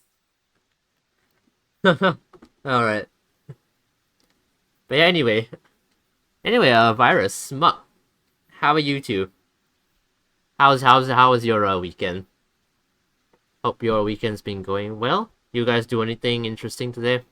I mean, I went to a convention today, so I guess that's something interesting.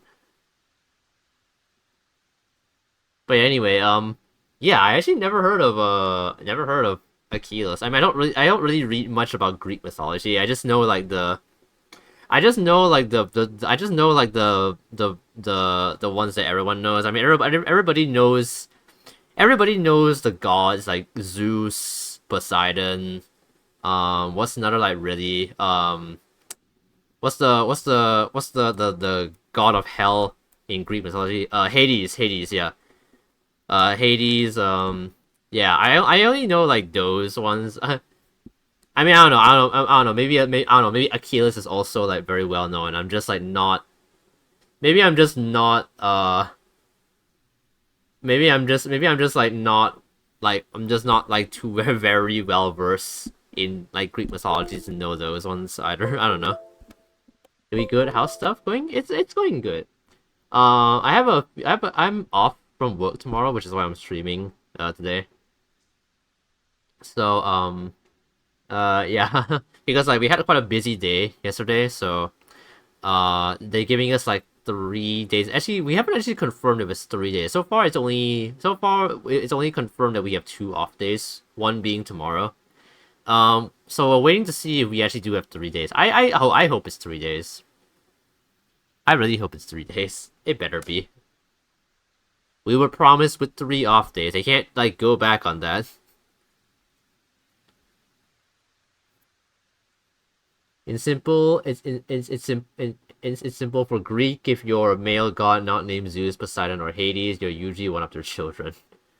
Oh, okay. I mean, like Zeus is sort of like the father of all the gods, anyway. So makes sense, I guess. I don't know many of the children though. I just learned a new one today, Achilles. Seeing the finished drawing you post on Discord and are pretty good. Yeah, thank you. I'm glad you like it. Yeah, it's Mari. It's Mari. Honestly, the birthday outfit that Omocat gave her is so cute.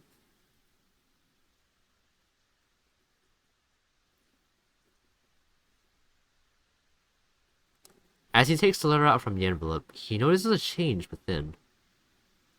Bearing no foreboding threat at the bottom of the page, it looks just like a regular letter. Or rather, what it once was. Sad and tragic love. That just scared me. If you can't come, then I understand. Things have gotten more complicated with your mother ever since she found out about us, right? I'm sorry, Henry, for everything. It hurts to see you so torn up like this. I would never hurt you or drag you along with me. If this is to be our farewell, then can I ask you for one last favor? Could you keep my locket? I know this is selfish of me, but I'd like for you to have it. I'd be happy to know it's safe with you. My heart will forever be yours, Henry. With love always, Louise. Not Hades. He barely has any children and is just hanging down in the underworld with his possibly kidnapped wife. Wait, how did Hades even become the king of the underworld again? I don't actually know. I feel like I only... Actually, I have no idea. Honestly, I feel like the information I learned... I feel like the information I know is from reading Percy Jackson back in the day. I've only watched that one Percy Jackson movie and the book about it, but yeah, that's about it.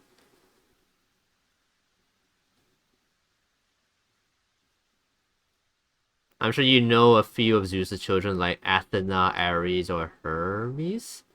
I have heard of Athena and Ares. Hermes, I think it sounds somewhat familiar, but I'm not sure.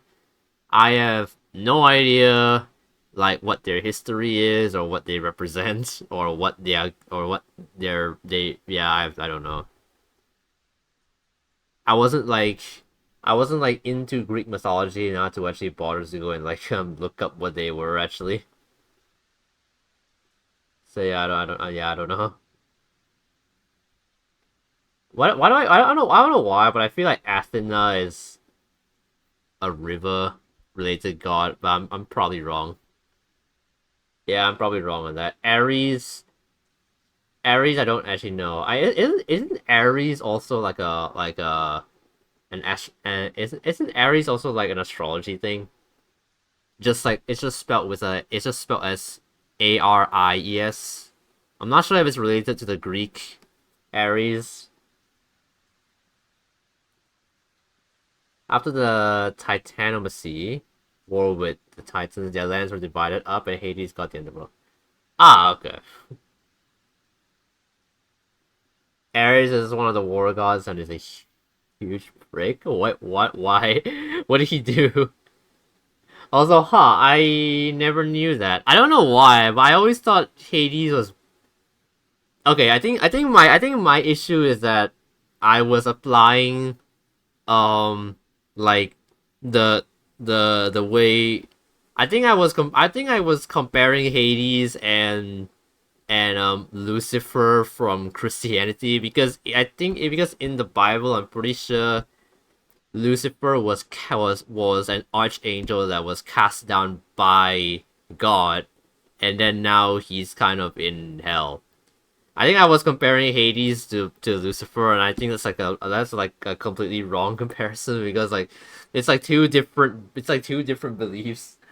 There's two different belief systems, so I don't even know why I compared those two. Yeah, I don't know why I thought Hades was like cast down. I guess it's just the assumption I had because I grew up like yeah I grew up in a Chris I kind of grew up in a Christian house, so I went to a Christian school growing up, so I maybe that's where I got it from.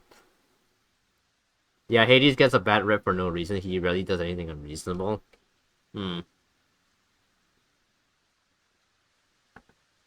I guess it's because like I guess it's because of the association with the underworld because like because like because underworld is like where because like because like the underworld is like where like people who sin like did do have like done any like things against the gods go, and so like that association with like oh bad place, that means the king is bad person, right? I guess that's where like the rap comes from, but I guess it's just kind of like Hades is just more so he's just sort of like just the underworld in Greek mythos is just the afterlife for good and bad. Oh, huh. Wait, what? Wait, really?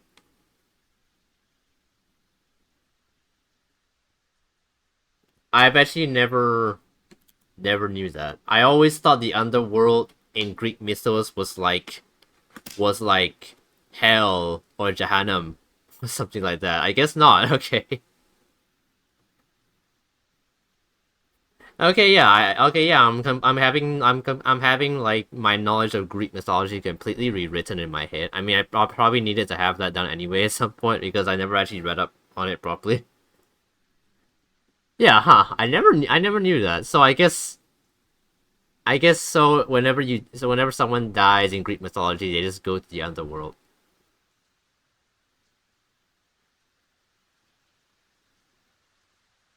You should cosplay Bunny Koi or something. Oh man, what? Why though?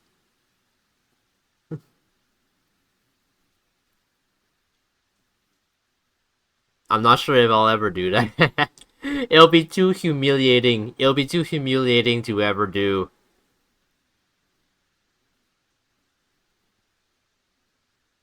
Like sure I'll draw myself in a bunny suit, but I don't know if I'll ever fucking wear a bunny suit myself. Oh god, it's too humiliating. I can't. I have too much dignity to do that. And yet, despite all of it, I would be lying if I said I wasn't tempted to buy a bunny suit. There are places in the underworld you would consider hell. It's a pretty diverse place. Huh. Huh, so I guess the underworld is sort of like a whole... Well, it's called a world, so yeah, it's basically a whole different world. So it basically is just like... So, like, what is the difference between the underworld and, like, Earth? Like, is there even a difference? Like, if that were the case, then why even have a whole world like that to begin with? Because I'm pretty sure there are places here on Earth that you would also consider hell. Well, in other words, you're dead. Fair. Start a vote, let's see. Oh no. Oh no. I'm doomed. I'm doomed to become a... I'm doomed to become a fucking bunny boy. Oh no. Because hot, bruh. Speaking of like bunny cosplay, I think one of during like our hangout, like one of my I was like talking about how I wanted to cosplay Miku, and one of them said you should try cosplaying Rabbit Hole Miku, and I'm like, no, I'm not doing that.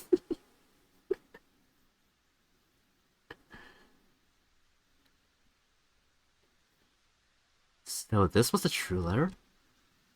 A small warmth emanates from the paper, wrapping closely around his fingers, quiet and soothing.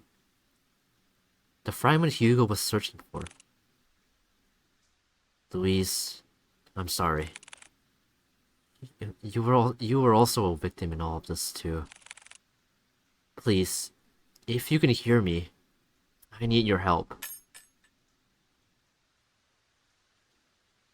Well, looks like she hurt you. Without warning, the sound of a click can be heard across the bedroom. Is that as if something unlocked itself? Hugo turns his head towards the sound and sees a chest. Unlike the other furniture, its dark and rustic features have not been maintained well. Left to rot on its own. Suddenly, he stops at the sound of a voice. A sweet voice whispering to him, beckoning him towards the fireplace. Come here, my dear, sweet boy. Do I? I mean, I don't know, man. If I heard a voice telling me to go towards a fireplace, I'm staying as far. I'm going the opposite direction, man. But sure, let's actually wait. I want to see if you can save in this game. Actually, I don't think that's a thing. What if I...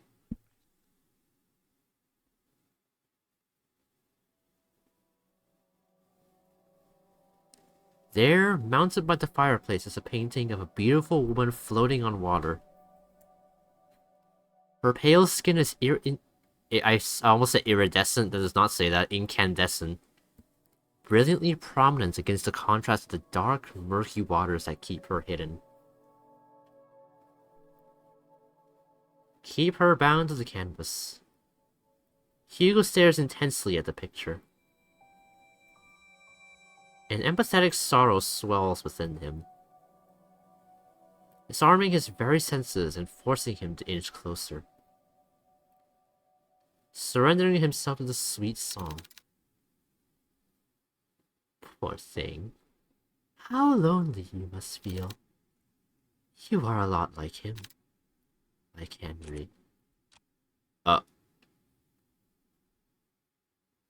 As Hugo approaches it closer and closer to the painting, and his mind screaming to run, he sees it. He can finally see beyond the facade the lady portrays, for what the painting truly is. But don't worry. I can take away that sadness. A deformed creature, a mermaid, floats above the surface. The voice whispers. Large, hollow eyes stare back, boring deeply into his eyes. Her skin is melting, bleeding heavily this black ichor as it gushes out from the canvas. Some of it starts to hit not only the floor, but at Hugo as well. The black viscous tar clings persistently onto him, unrelentless as they continue to pile up. And then he feels it. What drew him initially to this thing? A deep sense of longing rushes through him, snuffing out what little control he had left. Finally embracing this nature to come home. Take my hand. Without hesitation, Hugo reaches out his hand while his body leans in closer to the mermaid. She grabs him and pulls him in. Oh shit. I probably shouldn't have. I should not have walked towards the painting. Fuck. Weird. You can usually save visual novels. Yeah. Yeah. Maybe this is one way you don't need to save. Not once looking back, he dives and follows after her, returning to nothing. Well, I got one of the bad ends.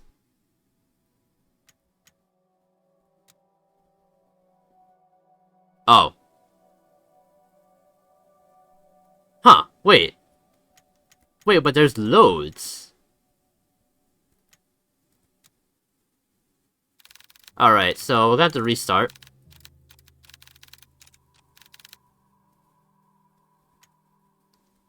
Let's see. Maybe I can skip, what if I skip, after choices? I'm not sure what this is. How do you actually save, though?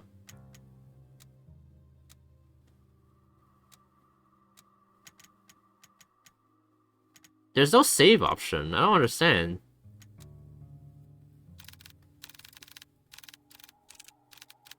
Unless there's like a button that I have to press to save? Because if there is a way you can load...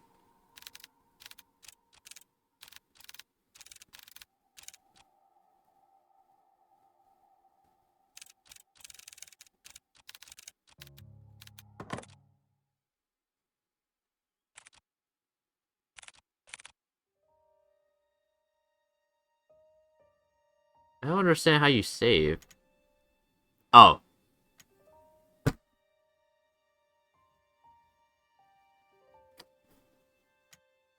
Okay.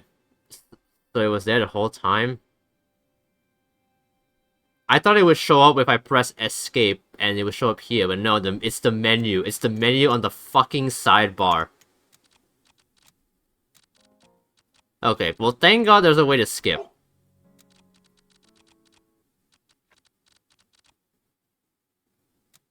Alright, so take the case.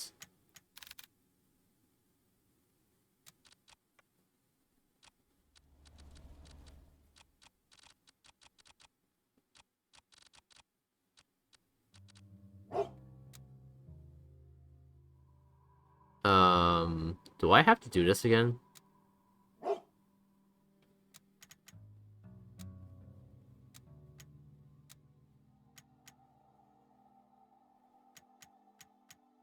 Oh. This is what happens when you skip... yeah.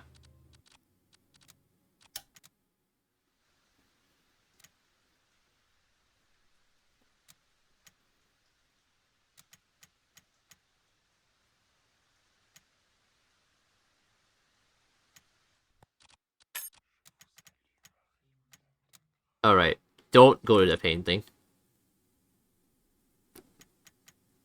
I'm gonna save here. Truthfully, I didn't see it. Alright, told you to click it. I mean, okay, well, I believe you, because honestly, I didn't notice it either, because I thought this menu was this menu. But no, this is just the options. Also, wait, there's audio captions? Wait, what is audio captions? Does this game have dubbing? It'd be kind of cool if this game actually had dubbing.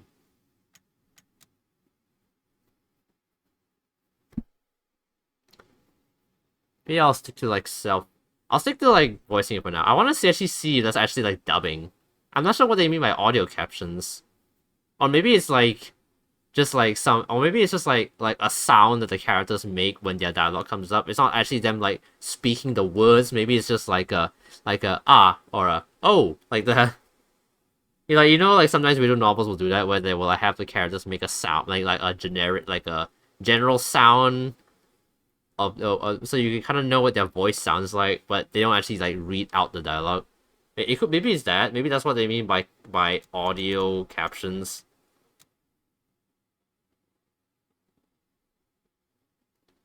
No, stay focused, Hugo. I won't let it get to me. Preparing himself, he heads towards the chest and opens it.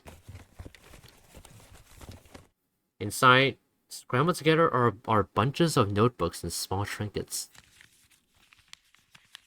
Hugo continues to rummage through when he stumbles across an old newspaper article.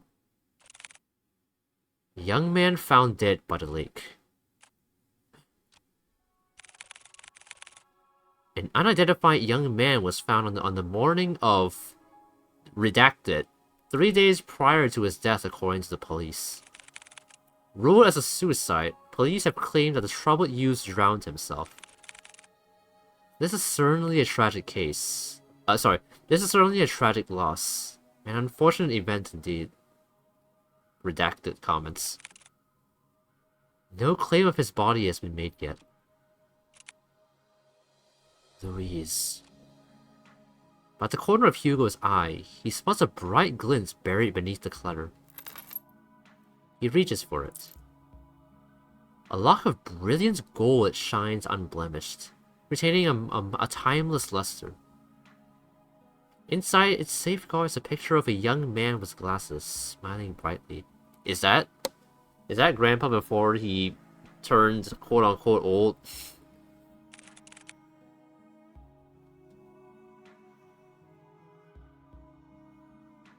Or maybe it's Louise. I don't know.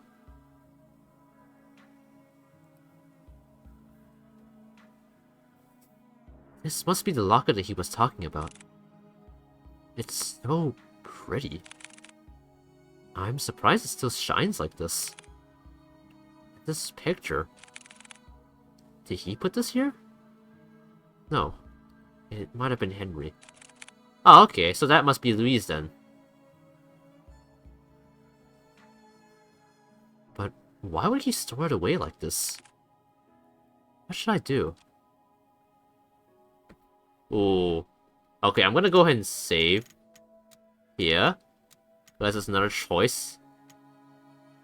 I'm gonna go ahead and take it.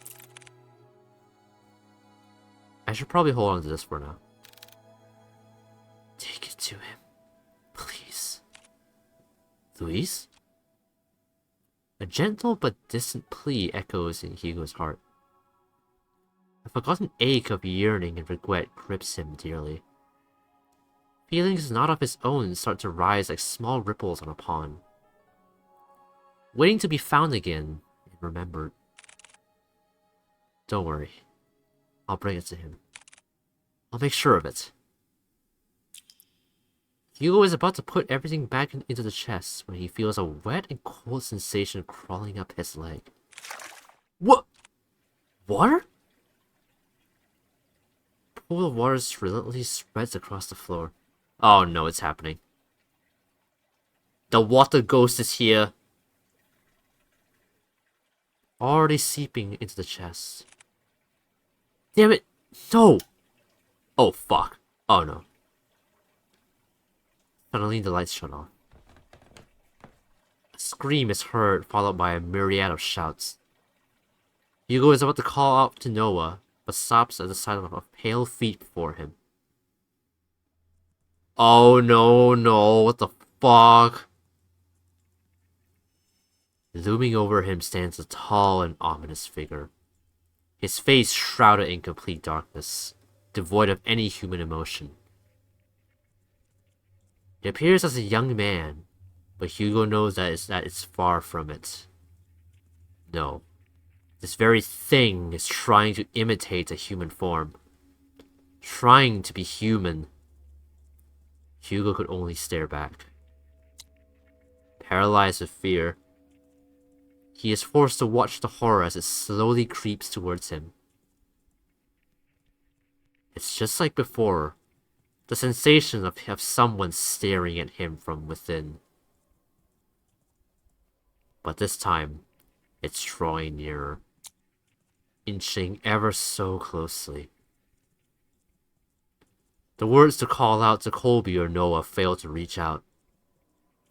Lodged in his throat, he struggles in pain. With his breathing shallow, he tries to force his body to move. And then it stops. Looking down at Hugo, filled with nothing but malice and contempt, it speaks.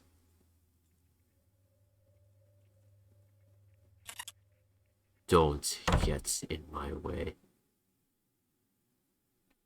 All of a sudden, the door into the bedroom slams shut and the entity disappears.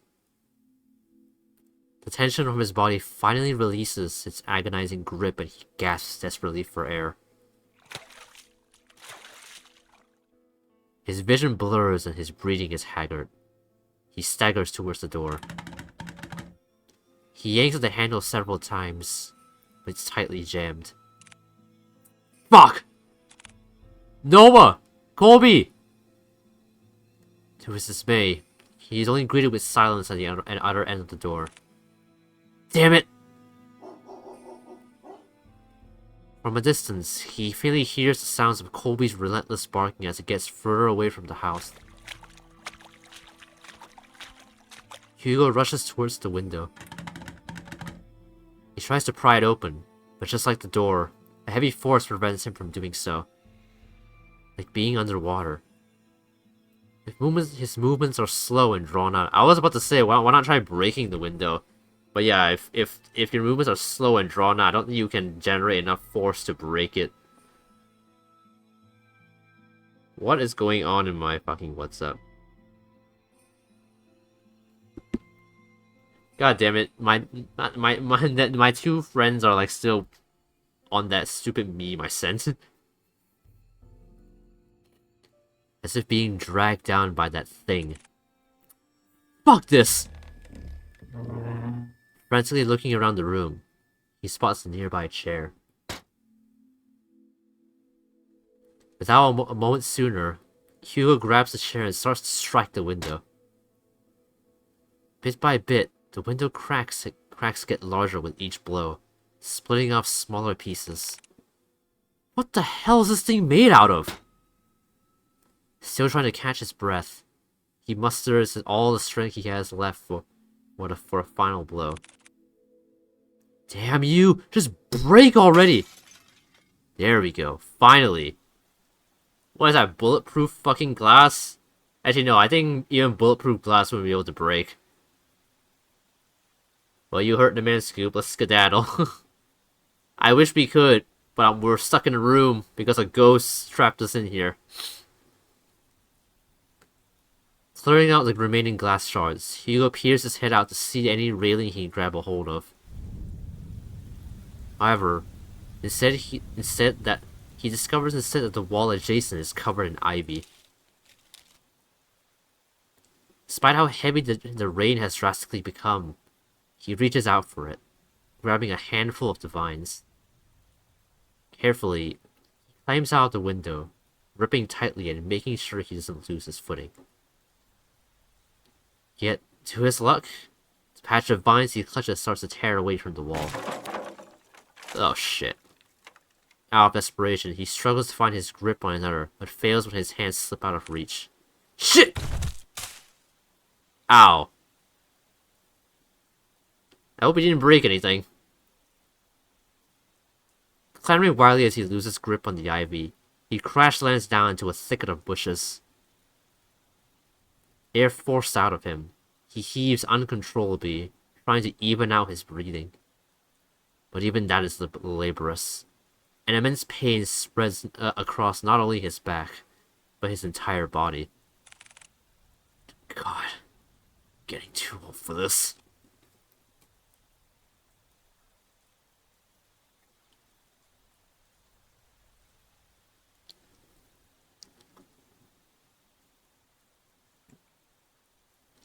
Although his body screams out in pain, he forces himself up. There's still time. I can do this. I have to do this. With staggering feet and haggard breathing, he makes his way to the place where it all started.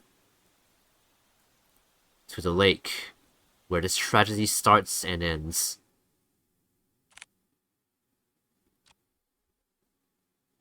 The lake? Finally entering to the park, Hugo calls out to Colby and Noah. Colby! Noah! Where are you? He hears faintly the sounds of barking and echoes of people yelling in the distance. He rushes towards the echoes, guiding him through the downpour. With his heart racing and blood rushing to his head, he finds his way to the lake. Drawing closer, he sees Nina giving chase to her grandfather. Unfortunately, she doesn't get too far as Noah stops her. Grandpa, stop! Grandpa! Let me go! My grandpa, he's... No, Nina, it's dangerous. You'll get hurt too. I don't care, I don't want to lose anyone anymore. It's at that instant Hugo trudges against the water, pursuing in Nina's stead? No clue. Hugo? No, don't! Please falls deaf to his ears. Not even the whines and worried cries of his partner could make him turn back. Determined, he forges ahead. Nearing the deep end of the lake, he sees Henry Mortimer, gazing directly at the abyss. He looks even more frail and disheveled than before. It's as if all the life he's lived up until this point has begun to fray, draining every ounce of himself, and surrendering it all to the lake. Before Henry could lean in, Hugo reaches out and tugs at his arm. Mr. Mortimer, listen to me! Nothing is waiting for you down there, so please, come back to shore with me. Motionless and unresponsive, he stares deeply into the water. The haze over his eyes is still obscure and persistent. There are so many things we cannot afford to lose in our lives. And you're one of them. To Nina, you're all she has left. She needs you, Mr. Mortimer. Hugo felt it. A slight jolt from Henry's arm, as if stirred by the mention of Nina.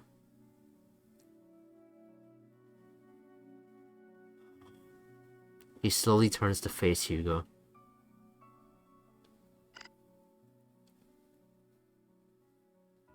Nina. However, just as cruel and violent as a storm, Henry jerks back, wrenching his arm away from Hugo's hold on him. No! All of this is my fault!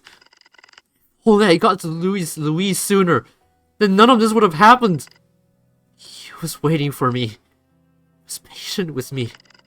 And yet, all the things he's done, I chose my family over him. He's gone because I didn't pick him. Henry backs further away from the shoreline. Mr. Mortimer! His manic eyes never straying away from Hugo, as he keeps his distance from him. Louise, I'm sorry. I was the one who dragged you into this. You deserve so much more. And I wished... Henry struggles over his words. He clasps tightly to his shirt, his throat dry and taut from all that he has bottled up. Okay, I have some text to respond to. Why do they have to text me at this fucking hour? My god. Leave me the fuck alone, man.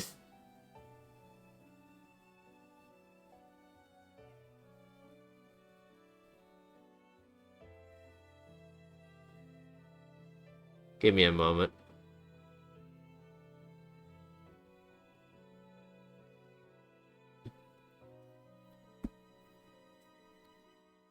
Okay. From all those repressed and silent years of just waiting. Waiting for this curse to finally take him. I wish I had gone with you that night, Louise. Sir! Sir! Even if you still covet, I don't know how to read that, covet that wish, it wouldn't resolve anything. Not for you or Louise. I read what he wrote to you those years ago. He understood if you didn't want to come see him. But the thing is, Mr. Mortimer, Louise never thought anything less of you. He said so in his letters to you. His letters? For the longest time, I wanted to believe he hated me for that. Resented me for that choice. Convet?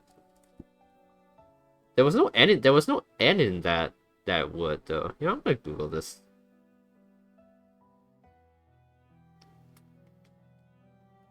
Covet. Oh, covet. Covet, okay.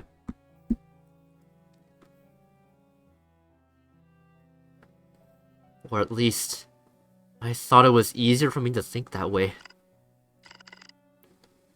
How long has it been since I talked about him? It's been too long, sir. But that's why. You don't have to shoulder all of that pain by yourself anymore. We can talk about it.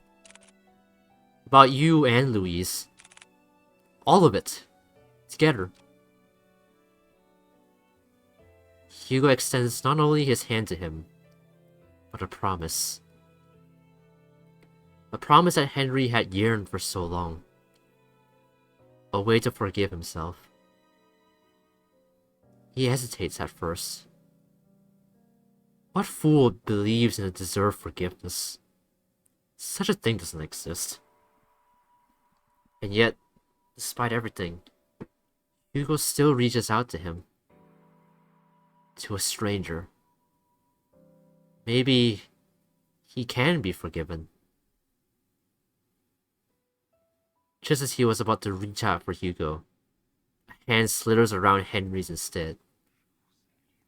Oh fuck. Its arms unnaturally contort around him, while its head perches on his shoulder. This thing. This Louise is no longer pretending to be human. With piercing, cold green eyes, it glares directly at Hugo, mocking him, cursing him, wishing nothing but despair. We can be saved. We can be forgiven. There is only one true way out of this. I will share with you the most happiest of endings. Before Hugo, who reached out for Henry's hand, he disappears into the water. Mr. Mortimer! Without hearing the anguished cries and desperate pleas, Hugo dives after him into the abyss. Oh.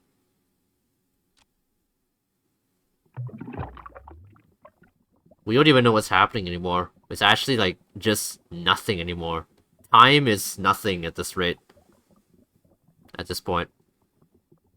Plunging into icy waters, Hugo feels shocks running rampant throughout his body. Like spikes continuously piercing from his legs to the tips of his fingers, fiercely and unyielding. His chest tightens and his heart races as he begins to kick his legs. Hoping whichever way he goes, he'll find his way to Henry. Swimming deeper and deeper in, he sees faintly a figure slowly descending into the darkness. As he finally gets closer to Henry, long snake-like arms stretch across the void and grab Hugo's neck, violently squeezing all the air out from him. He tries desperately to wrench his hands away, but with each struggle, Hugo's movements begin to weigh heavier and heavier. Lewis, where are you, Lewis? It's looking for Lewis? Digging deep into the coat's pocket, he grasps tightly in his hand the locket that Henry kept and had long forgotten. Holding it out as it shines ever so brightly in the dark. Ah, there you are. It releases its grip on Hugo and instead reaches out for the locket. Taking this as a chance, he drops the chain and kicks with all his might to grab Henry's arm. With his heart and body screaming in pain, he swims desperately to the surface. Almost there. I just have to. As the lights from the surface begin to blur, Hugo makes one last attempt to reach for it. With his limbs worn out and his energy spent, this is all he can do. Before he loses his consciousness, he notices a figure swimming towards them, getting closer and closer. And then, everything fades to black.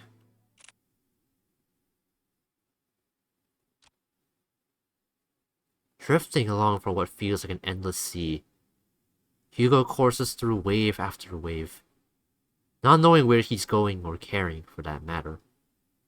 All he knows is that he's very, very tired. How long has it been since he had a good night's rest? It's been too long. Maybe I should take that rest now. I'd like that so much. I agree that you deserve it, but not here.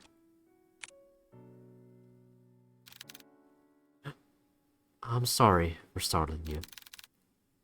I just wanted to see you one last time before I go. Louise?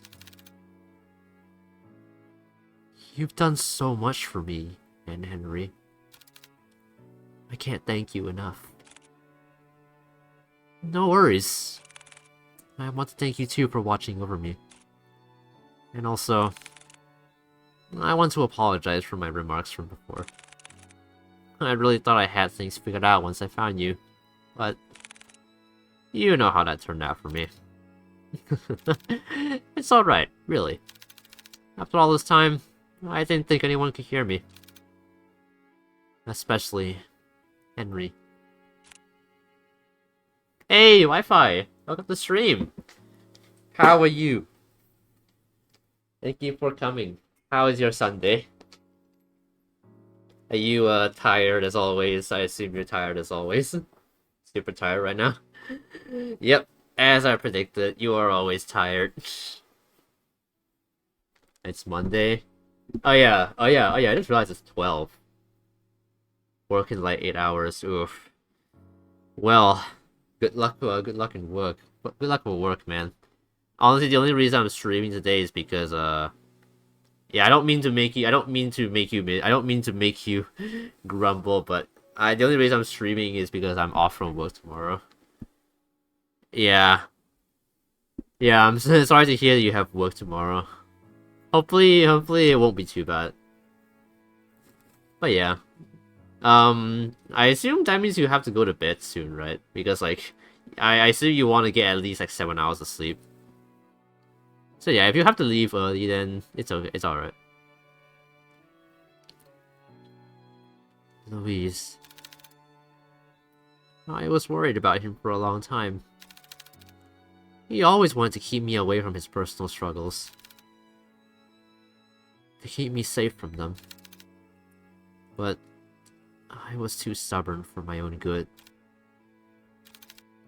Honestly, I don't regret it. Any of it. Even if I could no longer reach out to Henry. Fate weaved its thread back to you. Our tangents, connecting us once more to this very moment. And for that, I am forever grateful to you, Hugo. You're welcome, Louise. Far from a far off distance, Hugo hears a voice crying out to him, beckoning for him to return. Well, they're waiting for you. I guess they really are, huh? Take care always, Hugo. You too, Louise.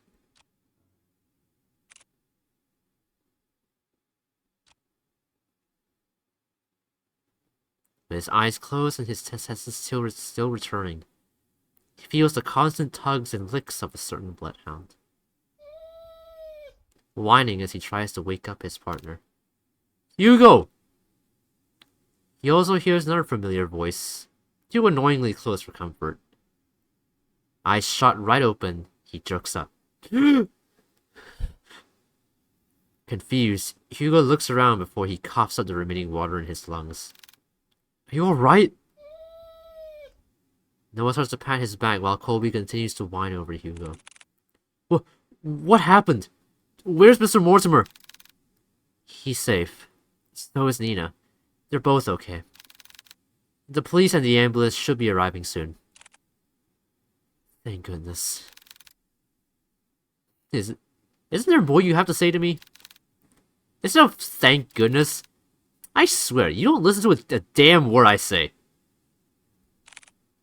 I'm sorry, Noah. Exhausted, he lets out a sigh. He then continues to pat Hugo's back aggressively when someone approaches them. Detective Lawrence? Oh, Nina. There's someone I want you to meet.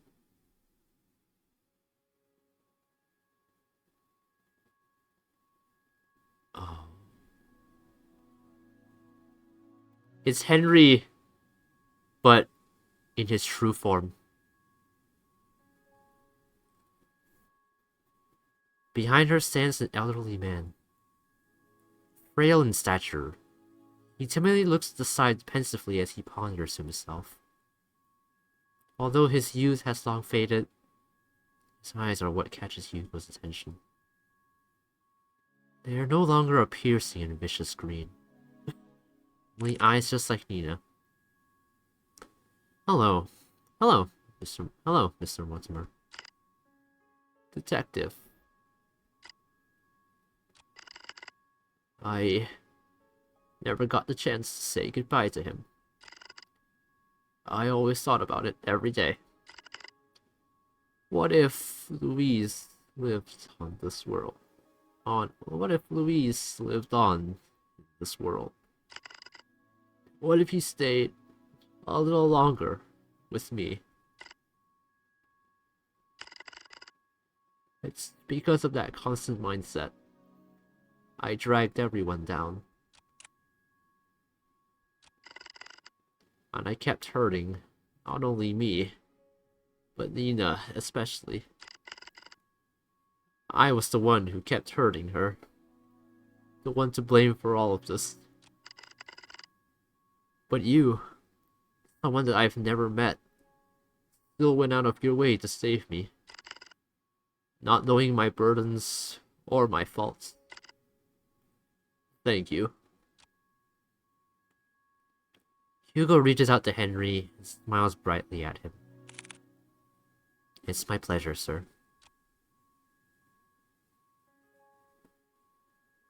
But before he lets go, Henry tugs at Hugo's hands one last time. I hope that someday you too will overcome it. Huh?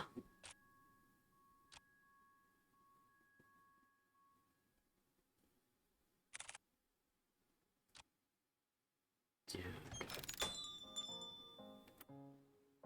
Well, good morning, Hugo. You're bright and early. Morning. With much fervor and haste, Hugo resumes writing on his notepad. Although by closer inspection, he looks like he's going to combust any minute. Are you writing up the report? Without looking up, Hugo responds back. Yeah, for the most part. You still need to write yours too. I will. But since I haven't had breakfast yet, I don't like eating by myself. Yep, here we go again. Yay, we solved the case and didn't even need to call the HACR club? I have no idea what that is, I'm sorry. Is that some kind of like... It's gotta be a reference to something, I don't know what it is though.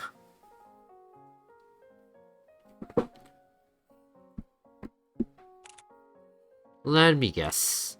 2 is better than 1. Bingo! Wow, Hugo, you're really catching on. I'm so proud of you. Ah, shut it, will you? I swear, if only I hadn't fallen off my... I swear, if only I hadn't fallen off from the goddamn window, maybe my report would have been shorter. Before Noah could begin to cut the bacon, he pauses at the mention of Hugo's report. Oh yeah, by the way. History and Research Culture Club? What is that from? Is that from a show or something? Or a game? I don't know. Is that what series? What's like series is that from?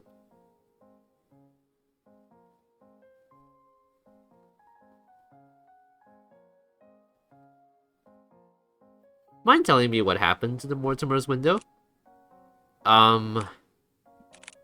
I broke it. Well, that's obvious to me. What I don't understand is, why is it broken? Do you know how much it costs to repair a window like that? I know. It's really dumb of me. I'm sorry. Besides, I told Mr. Mortimer about it before we left. Honestly, I was expecting an earful from him. And also the bill. And?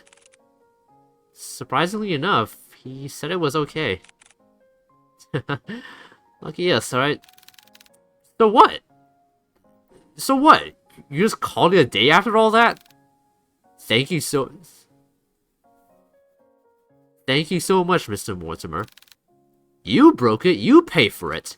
Would you chill? Of course I'll pay for it.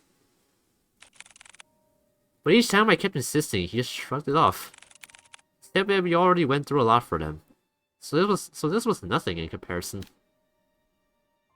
History and Research Culture Club. Dun dun dun. Oh.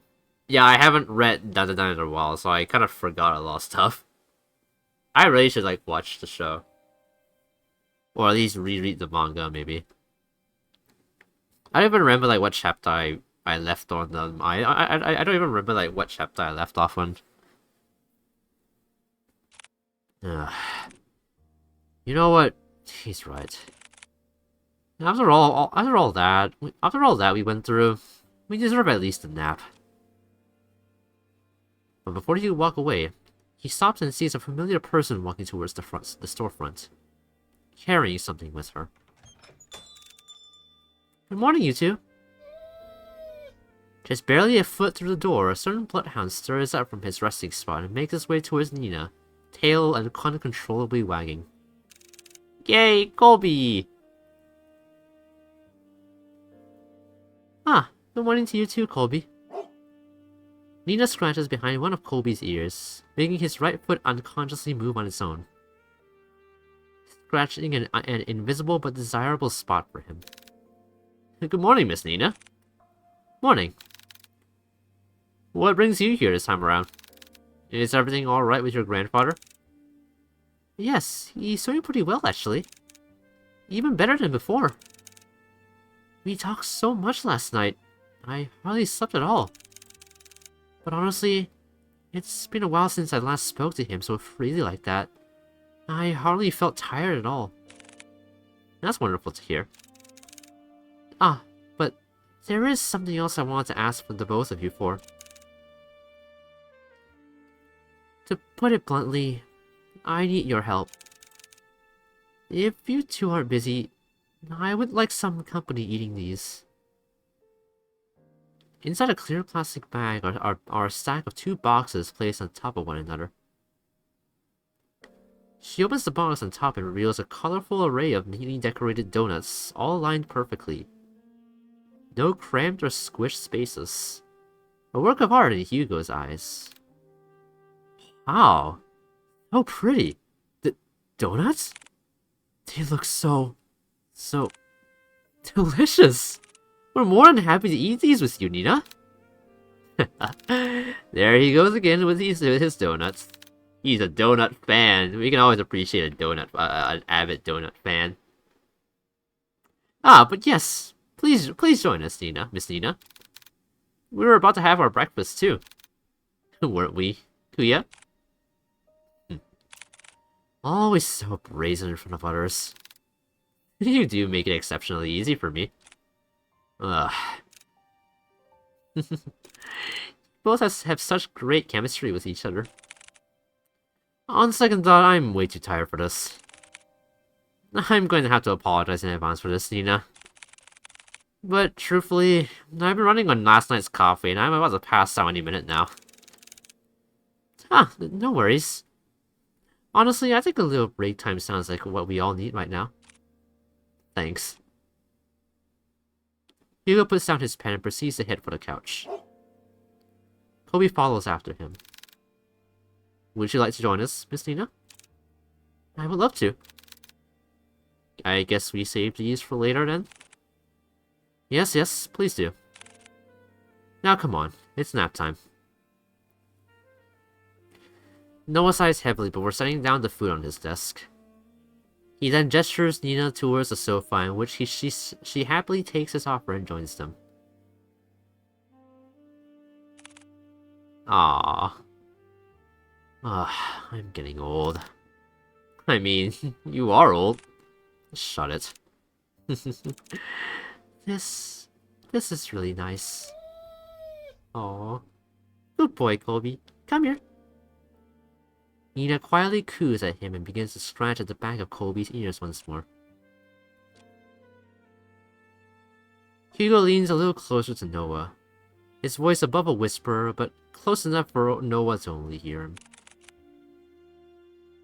You know, I'm glad that you came along yesterday. Oh? What's this? Are you getting chummy with me now? Call it chummy or whatever, but I really mean it. If you hadn't saved us back there... Look, I told you before. I'll be there whenever you get yourself into reckless shit. Besides, didn't you say this was nap time? Get some rest. You deserved it. You too. A calming silence fills the room as they bask under the morning glow. No big parties or celebrations. Just each other's company, sharing the small reward. A small and warm comfort. The good end! Let's go!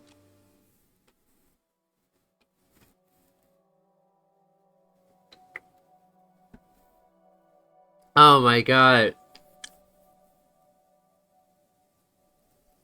Oh man, I wonder what would have happened if we didn't take the locket. I assume if we didn't take the locket, then we wouldn't have been able to negotiate like the climax part well, because like that was what we actually that was what we needed to give the mermaid ghost thing. I'm gonna go ahead and like see what happens if I leave the locket.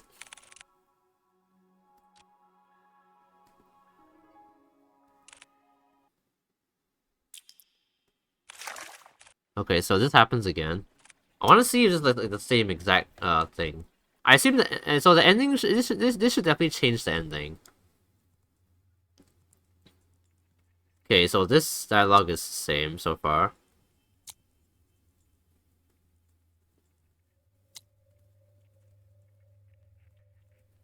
But what is it though?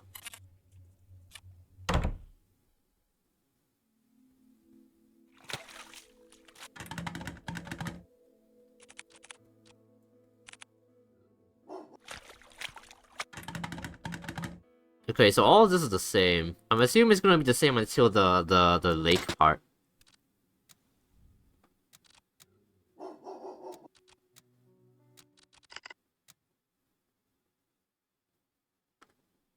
I've had enough.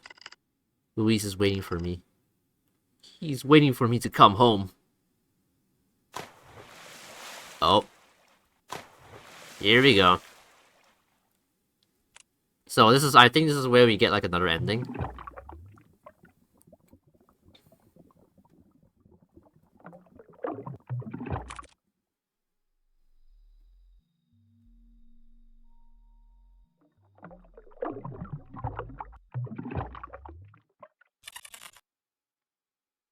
Let's fucking hell, oh my god.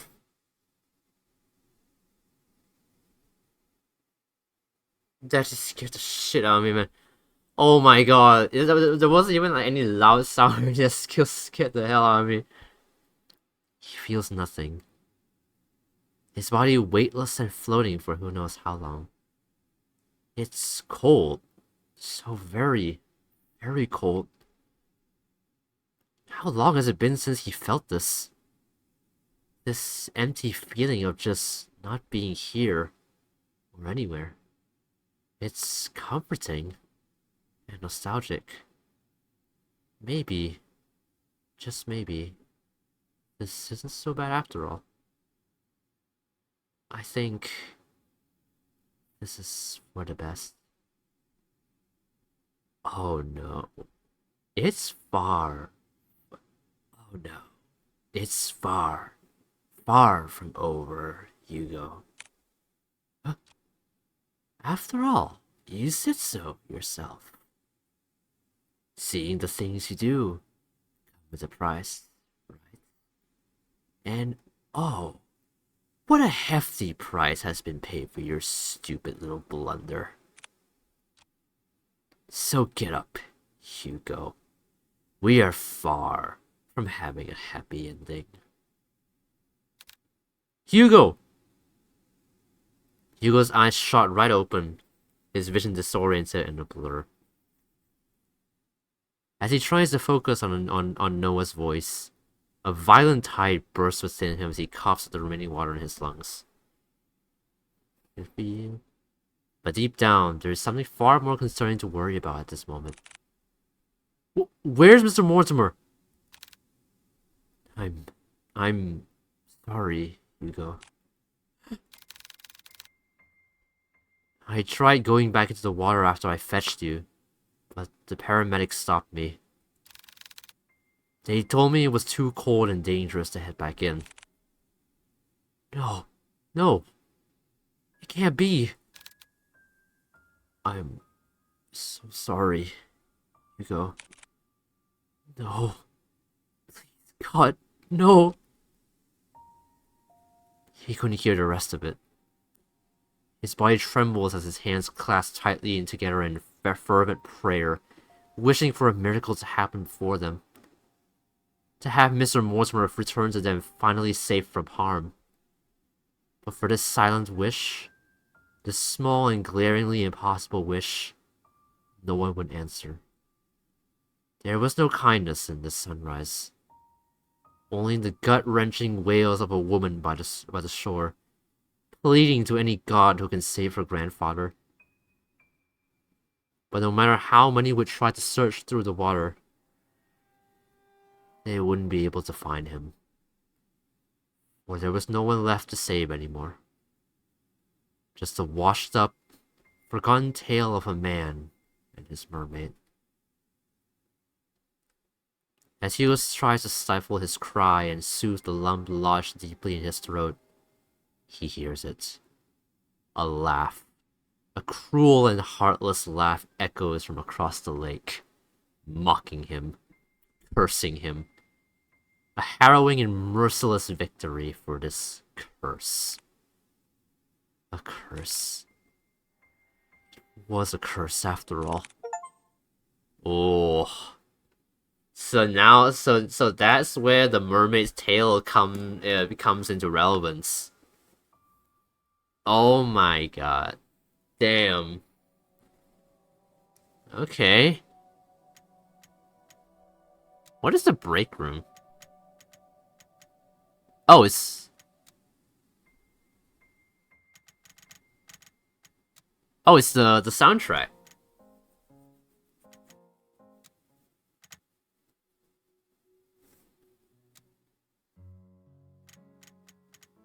Yeah, it's like a lot of soundtracks. We kind of peaked though. We got some achievements. Saved Henry, left the locket. I like how I got an achievement of playing Stillwater for the first time. Dang, the Jujutsu Kaisen ending. I like how you always bring up Jujutsu Kaisen whenever a curse comes into thing. I assume Jujutsu Kaisen must be about curses and stuff then, because I don't know what else it would be about if you keep like mentioning it. Okay, I assume I think there's one more ending left, and I think I think it happens if we reject the case.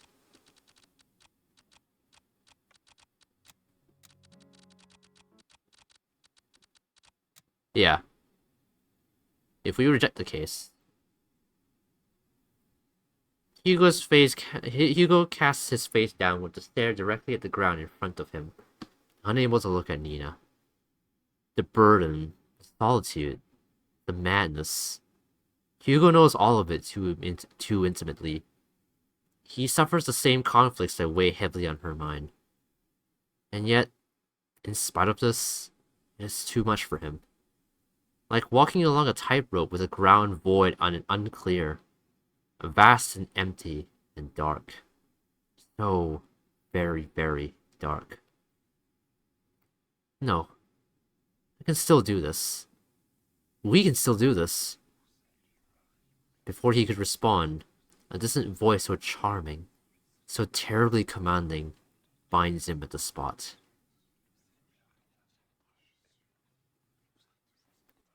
It's already too late for them, you know.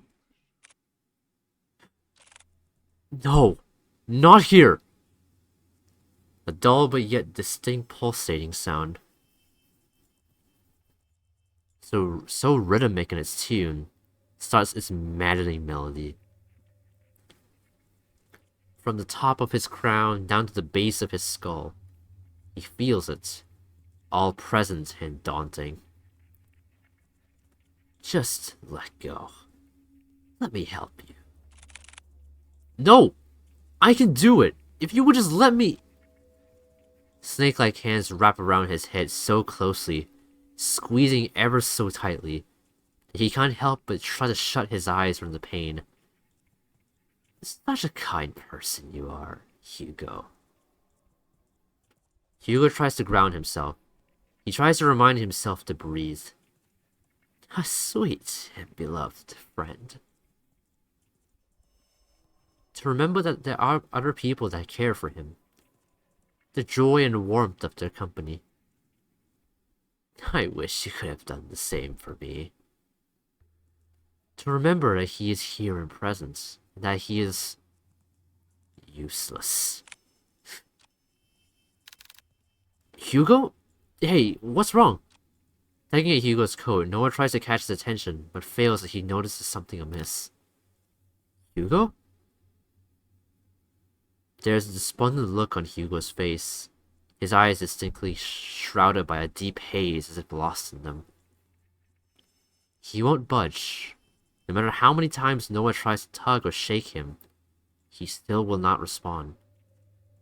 But for Hugo, he can hear everything. Like a paralysis he can't wake up from. His body sits there, motionless and detached from everything. Basically, they took Yu Yu Hakusho and fused it with Bleach. Just a more depressing slash dangerous world. Huh. I'm not too familiar with Yu Yu Hakusho and Bleach as well, so I can't really like create a reference, so yeah, sorry. I'm not like the biggest like action fan, so maybe that's why. Desperate and concerned, Noah turns to Nina and ushers a sincere apology. I'm sorry, Miss Nina, but I don't think we can help you at the moment. If you would just come back a bit later, then we can... No, it's fine. There won't be a next time. Hugo winces at her cold and blunt remark. No, wait, Mr. Mortimer, please! Nina stands up abruptly from her seat. She wipes away the tears quickly from her reddened face with the sleeves of her coat and looks down. Once more, her tense and cold front-like demeanor returns to the forefront, always trying to forget and move on.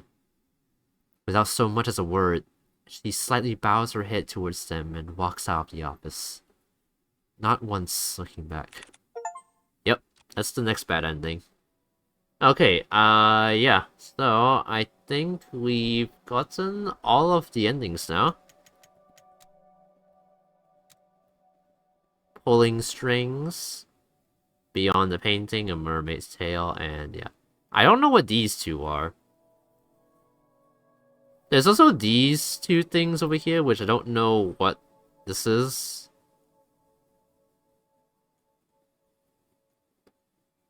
Studio Clump. Oh my god, Colby is the studio's logo. That's actually cute.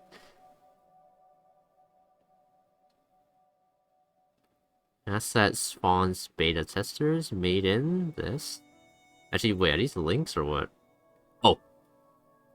Oh. Wait, what just happened? I clicked something. Oh, I just opened up the visual novel engine. Oh. Right, did not mean to do that.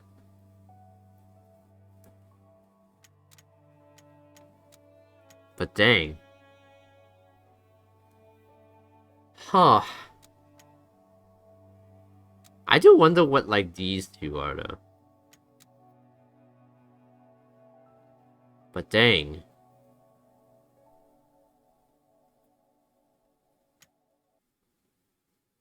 Well. Oh, I almost went to my ending screen instead. Whoops. I did not mean to go there. But yeah. That was Stillwater. How did you guys enjoy the game? Holy shit. That was actually pretty cool. So, I guess like okay,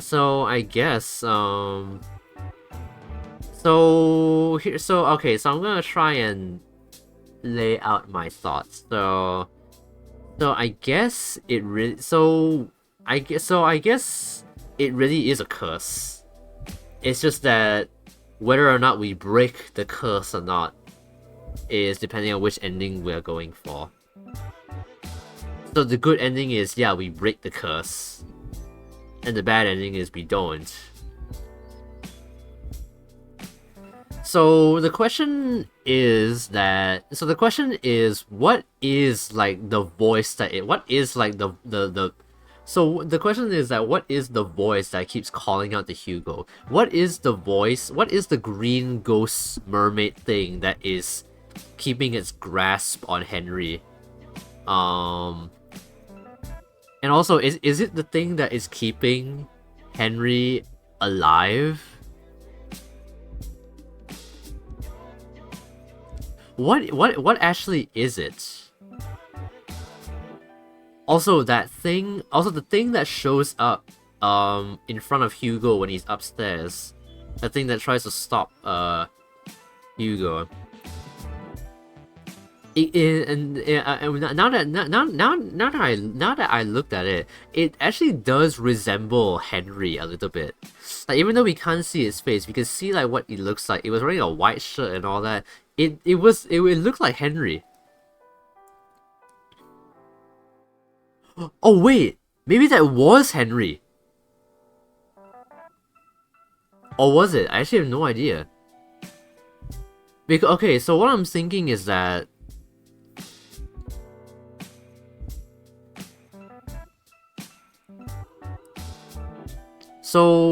okay, so it was good. Yeah, I thought it was good. I thought it was really good as well. It's another like win for like indie visual novel. Honestly, indie visual novels are so fucking good. Honestly, there has yet to be like an indie visual novel game thing that has yet to disappoint me. Honestly, a lot of these like indie visual novel like games are so good.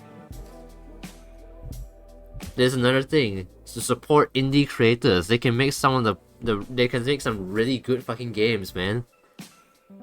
Even if they're like really short and stuff. But yeah, so here's my thoughts. So I'm gonna so here's what I think the mermaid is.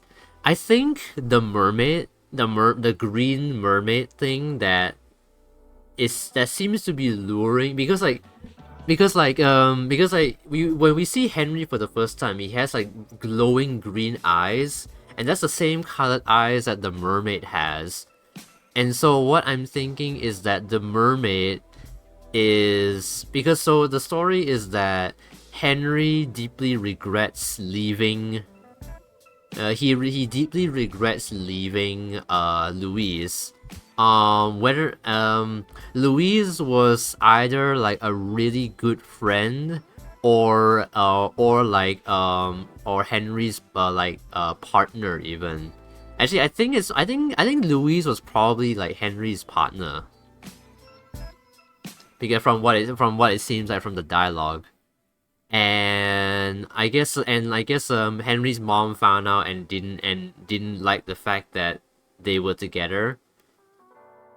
And so Henry was given a choice between staying with Louise or and abandoning his family, or staying with his family and abandoning Louise. And I guess maybe it was a spur of the moment thing, but Henry chose to leave Louise for his family. And Henry like probably deeply regretted this choice because like he left behind like the person that truly cared for him the most. And yeah, he deeply regretted it. And I'm thinking that the mermaid, the green-eyed mermaid, is like a manifestation of Henry's guilt and regrets. And I think what was happening upstairs, that was probably Henry, or maybe it was, I don't know, because it says like it was like something pretending to be human. Or maybe it was Henry. Maybe Henry was possessed by the green mermaid because his eyes were green when you first meet him, and then he comes upstairs when Hugo is in the bedroom, and then the possessed Henry tells Hugo to not try to stop him. So I think Henry was. Well, it will appear as though Henry was thinking of committing suicide. But he was being driven by like the mermaid, because the mermaid is the green mermaid is a representation of. I do believe that the mermaid is a representation of Henry's guilt, his regret of leaving Louise.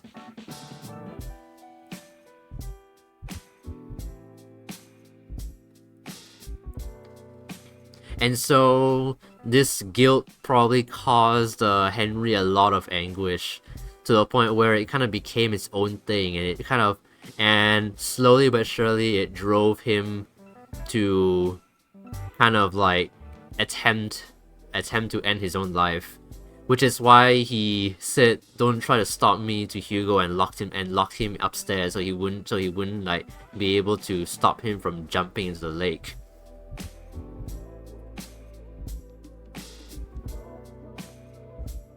And so like on the brink of death, Hugo would give the locket to whatever would like give out the locket, and also inform Henry of the letter and stuff like that, just to have Henry know that Louise never like hated him for the choice he made, because he knew that because he understood his circumstances, he never would have hated Henry for that. And so after getting Henry to understand it, Henry loses this guilt and believes that maybe maybe it isn't all his fault. Maybe he actually can be forgiven. And so after losing this guilt, he finally loses, because like maybe the reason why he looked young when we first met him is because this curse was kind of like causing him to sort of like become immortal, so he will like forever keep feeling the weight and the pain and the guilt that he felt from leaving Louise all those years ago. And so after like he lost this guilt, as in like he stopped being possessed by the mermaid, he's also like letting go of his guilt and his faults, and he can finally return to being like a normal elderly person again. So yeah, it's basically this whole game is a game about like accepting your faults, letting go of your guilt, and moving on, I guess. At least that's how I interpret it. So, but that doesn't explain why every relative that takes on the family business like passes away though. It's probably due to the curse that the grandfather like carried throughout his life. I think that's what he meant when he said that he dragged others down with him. It's because of his guilt that he dragged everyone down with him. And so yeah, after we convince him to let go of his guilt and all that, he no longer has, and he finally becomes the normal old man that he was. It's like it's basically just a game about like letting go of your guilt and being able to move on and stuff like that. Dang. See, and you thought you weren't philosophical? Yeah, I guess that's one way of looking at it. I never thought of it that way, because I always thought I was just sort of like looking into the messaging of the games that I play. But I guess you're right. I guess maybe I am philosophical after all, just not in the way I thought I was. But, okay. Yeah, I see you. I guess I can, like, maybe discuss things like these. I don't know. It's just, yeah. Yeah, that's my take on Stillwater. And yeah, that was a really good game. I like the characters, I like the dialogue and all that stuff. The story is also really good. I also think Noah has a thing for Hugo. With how he I don't know, Noah is like low-key flirting with him, not gonna lie.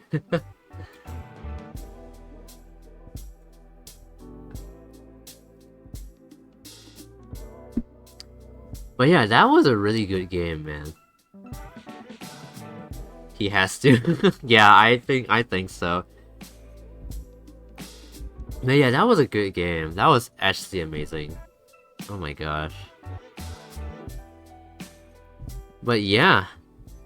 Yeah, that was really good.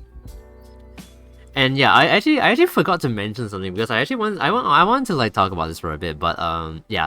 Yeah, anyway, Stillwater, that was a good game. You know, I was actually before I considered playing Stillwater, I was actually going to play a game that I played back in my childhood. It's called Hamster Ball, and it's basically you kind of have you play as a hamster in a ball, and you have to navigate through these like obstacles in a certain amount of time to reach a goal. That's basically the whole game. It's like a bunch of levels and stuff. That was a game that I played like back when I was like really young. That was like back in that was like that's like a really old game. It's like at least like 12 years old. That was back when I was like that was like when I was like that came out when I was like in kindergarten, I think. And then I think I played it when I was like 6 or 7 years old. Yeah, I wasn't. Yeah.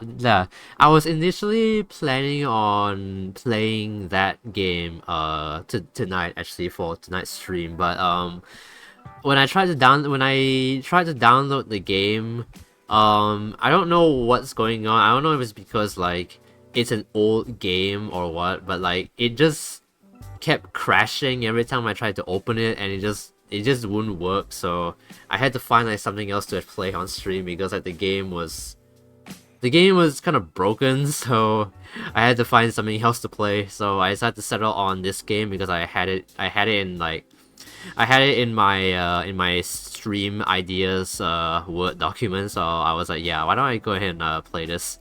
And yeah, so it turns out it's a really good game, really good visual novel, really good story and all that stuff. Yeah, actually amazing. Never seen a game like that. Sounds funny. Honestly, when I was playing it, it was really funny. Actually, since I don't think I can play this game, since it literally does not work, I guess I could like show you guys what it looks like. There are definitely some videos of it on YouTube. Let me see. Hamster ball.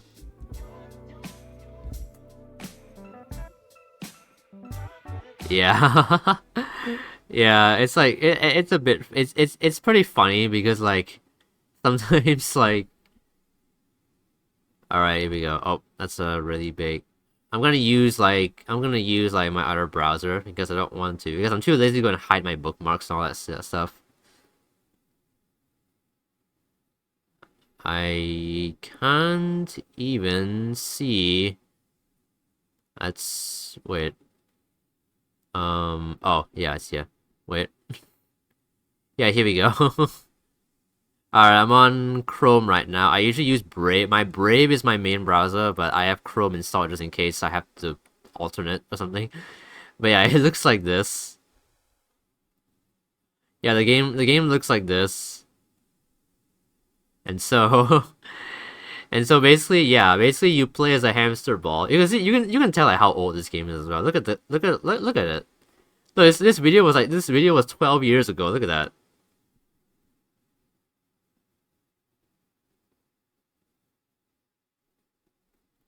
So yeah, it kind of dark. I don't care. Yeah, but yeah, this is a game. Man, seeing this footage like brings back some memories. Honestly, man, I remember playing these. Oh my god, that fucking asshole 8 ball. I remember this, dude. This is like a nostalgia trip for me.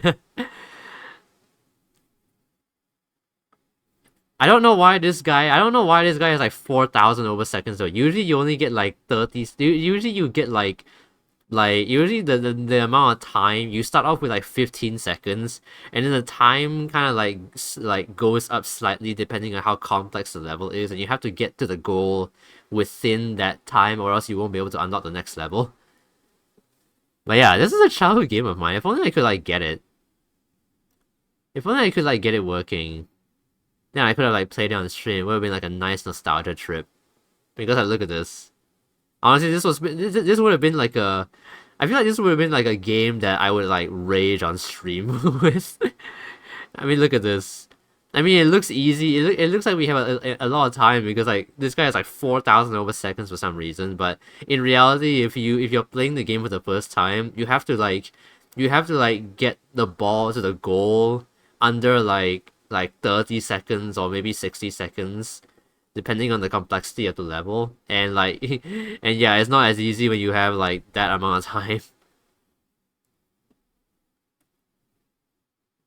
This was a game that I was considering playing tonight, but because for whatever reason it just wouldn't work. I don't know if it's because like the game is too old for like the newer computers or what, but yeah, I couldn't get it to work, so I had to find something else. So I settled on an indie game on itch.io that I was thinking of playing. So yeah, we have this stream now. But yeah. Maybe I could. Maybe if I found some other source. I don't know. Is it a browser game? No, you actually have to. You know, it's its own game. Maybe the reason is because I was trying to find a cracked version. Because I thought, oh, it's a 12-year-old game. Surely there must be like a free download for it. But like, all the free downloads just didn't work. And like, I looked up the official link, and it costs like 10 Singapore dollars. And I was like, I don't know if I want to spend like $10 on this kind of game right now. So I don't know, maybe in the future or something. I'm not sure. Guess see if I ever get to it. But yeah, you actually it's an actual game that you have to download. So yeah, I feel like it would be quite a strain on a website if it was actually a browser game though. Can you imagine like this like how much effort it would take to like to like have that as a browser game? That would be so much lag and stuff, because I feel like a browser can only handle so much. Okay, I don't know what the hell is going on with my Twitch on the fucking Brave browser. Can I want to raid someone, but the scrolling thing is so stupid on the scrolling thing is like so like weird on Brave for some reason. It's so broken. I'm gonna use a different browser and see if it works. Probably works better.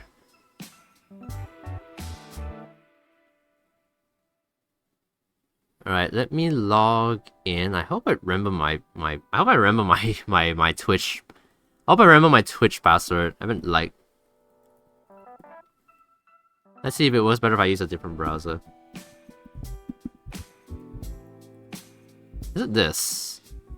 Nope, got it wrong.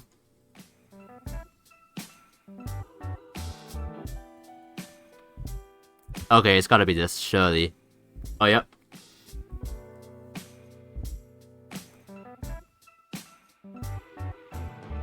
Twitch verification code 1111. I'm joking. Why would I ever tell you my Twitch thing? Also, you mentioned hiding your bookmarks. What are you hiding from us? It's just messy, dude. I mean, okay, you know what? Just to prove to you guys that I'm not hiding anything, I'll just like I'll just read out my bookmarks right now. It's just stuff I use, which is just random websites that I use whenever I want to like do something. Desk drawer, which is a bunch of I'm not sure, miscellaneous things that I save, like my thing, like if I'm ever shopping for clothes online, I save the links because I want to revisit. There's a folder called a mess, which are just Pinterest links. I don't know why I called it a mess. Then there's a whole folder for song links, song lyrics. Research is just things I use during like my schooling days. And then there's stream stuff, which doesn't have a lot. It's just stream elements and all that. And yeah, that's it. Reading out is cheating. Is it? No, it's not. No, it's not. Fuck you.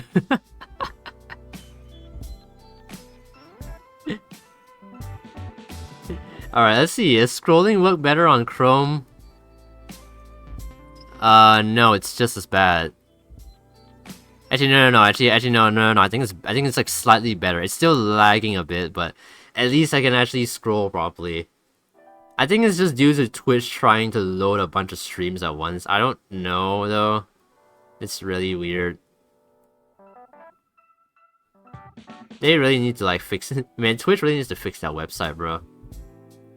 Like, no way it should. Yeah. It's not any better on Chrome. It's not any better on Chrome. What the hell is going on? Why is it so fucked? It's actually so fucked. Oh my god, I can't even scroll properly. It's gotta just be like the sheer amount of like streams happening.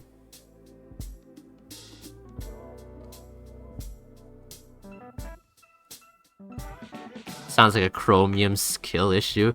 There's no, it's not just a Chromium skill issue. It's a skill issue across all browsers. It's a browser skill. It's just a browser in general skill issue. Don't put all the stress on Chrome, man. They're trying. I'm thinking of rating an art streamer because yeah. As an art streamer myself, I feel like I should rate an art streamer. Besides, I don't think there's anybody else streaming Stillwater. It's a pretty underground game. I don't think a lot of people are actually streaming this. Also, it's quite a short game, so I feel like anybody streaming this is probably ended by now. I don't know. Also, actually, by the way, guys, do I talk fast? I feel like I talk pretty fast. Do you guys think I talk fast?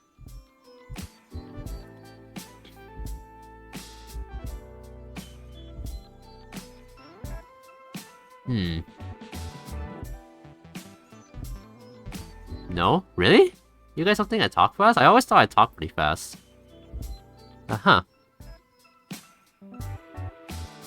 Wait, what the hell? Oh, I think I was like, what? Okay, I think like the loading thing is weird now. What is happening? I swear like someone's viewer count like glitched. Not at all. That's good. I'm glad you guys don't think I talk too fast. I always thought I talk really fast.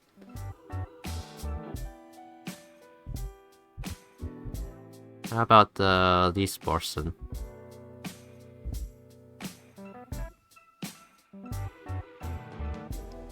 How about this? Also, I feel like my music is pretty loud. I mean, I'm gonna turn this down a bit. Oh my god. Where's my window? Oh, here it is.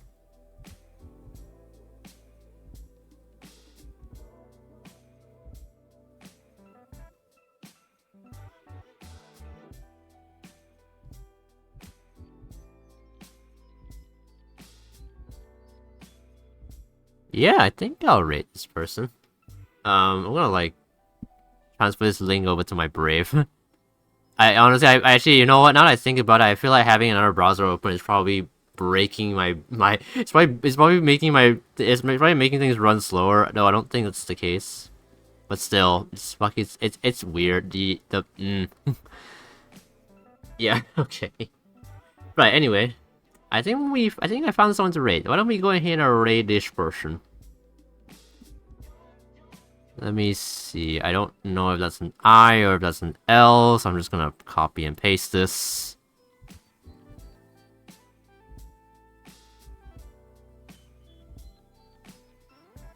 Okay. Well, that's gonna be it for tonight's stream. Yes, I know, short stream. I mean, like, I feel like most of my streams are like 3-4 hours anyway. It's like around that marker. So, yeah, that was yeah. I think that's I'm gonna go ahead and call it a night for tonight. So yeah, hope you guys enjoyed the stream. Hope you guys enjoyed Stillwater as much as I did. It is a really good game, honestly. Yeah, I like the story and everything. So yeah, hope you guys enjoyed Stillwater. But yeah, that's gonna be it for tonight. Yeah, I'll probably just like chill like on my computer for a bit before I go to bed. I'm not exactly tired. I've just been chilling, so yeah, it was streaming. Yeah, so yeah, I guess my next stream, I guess I'll see if I can take him. I kind of want to see if I can take an off next Friday. Then maybe I can have a long weekend, and then maybe I could stream more. I'll see. I have a couple of like off days I can use, so I could do that. So yeah, that's gonna be it for tonight's stream. So yeah, hope you guys enjoyed the stream. And yeah, that's gonna be it for tonight. So yeah, thank you everybody for coming. Hope Thank you everybody for coming. Hope you guys have a good rest of your day. I'll see you either Thursday night or like Friday night. I don't know. I'll see. I'll see if I can get some offs next week. But yeah, that is going to be it for tonight. Thank you everybody. Thank you everybody for watching. Yeah. See you. Bye bye.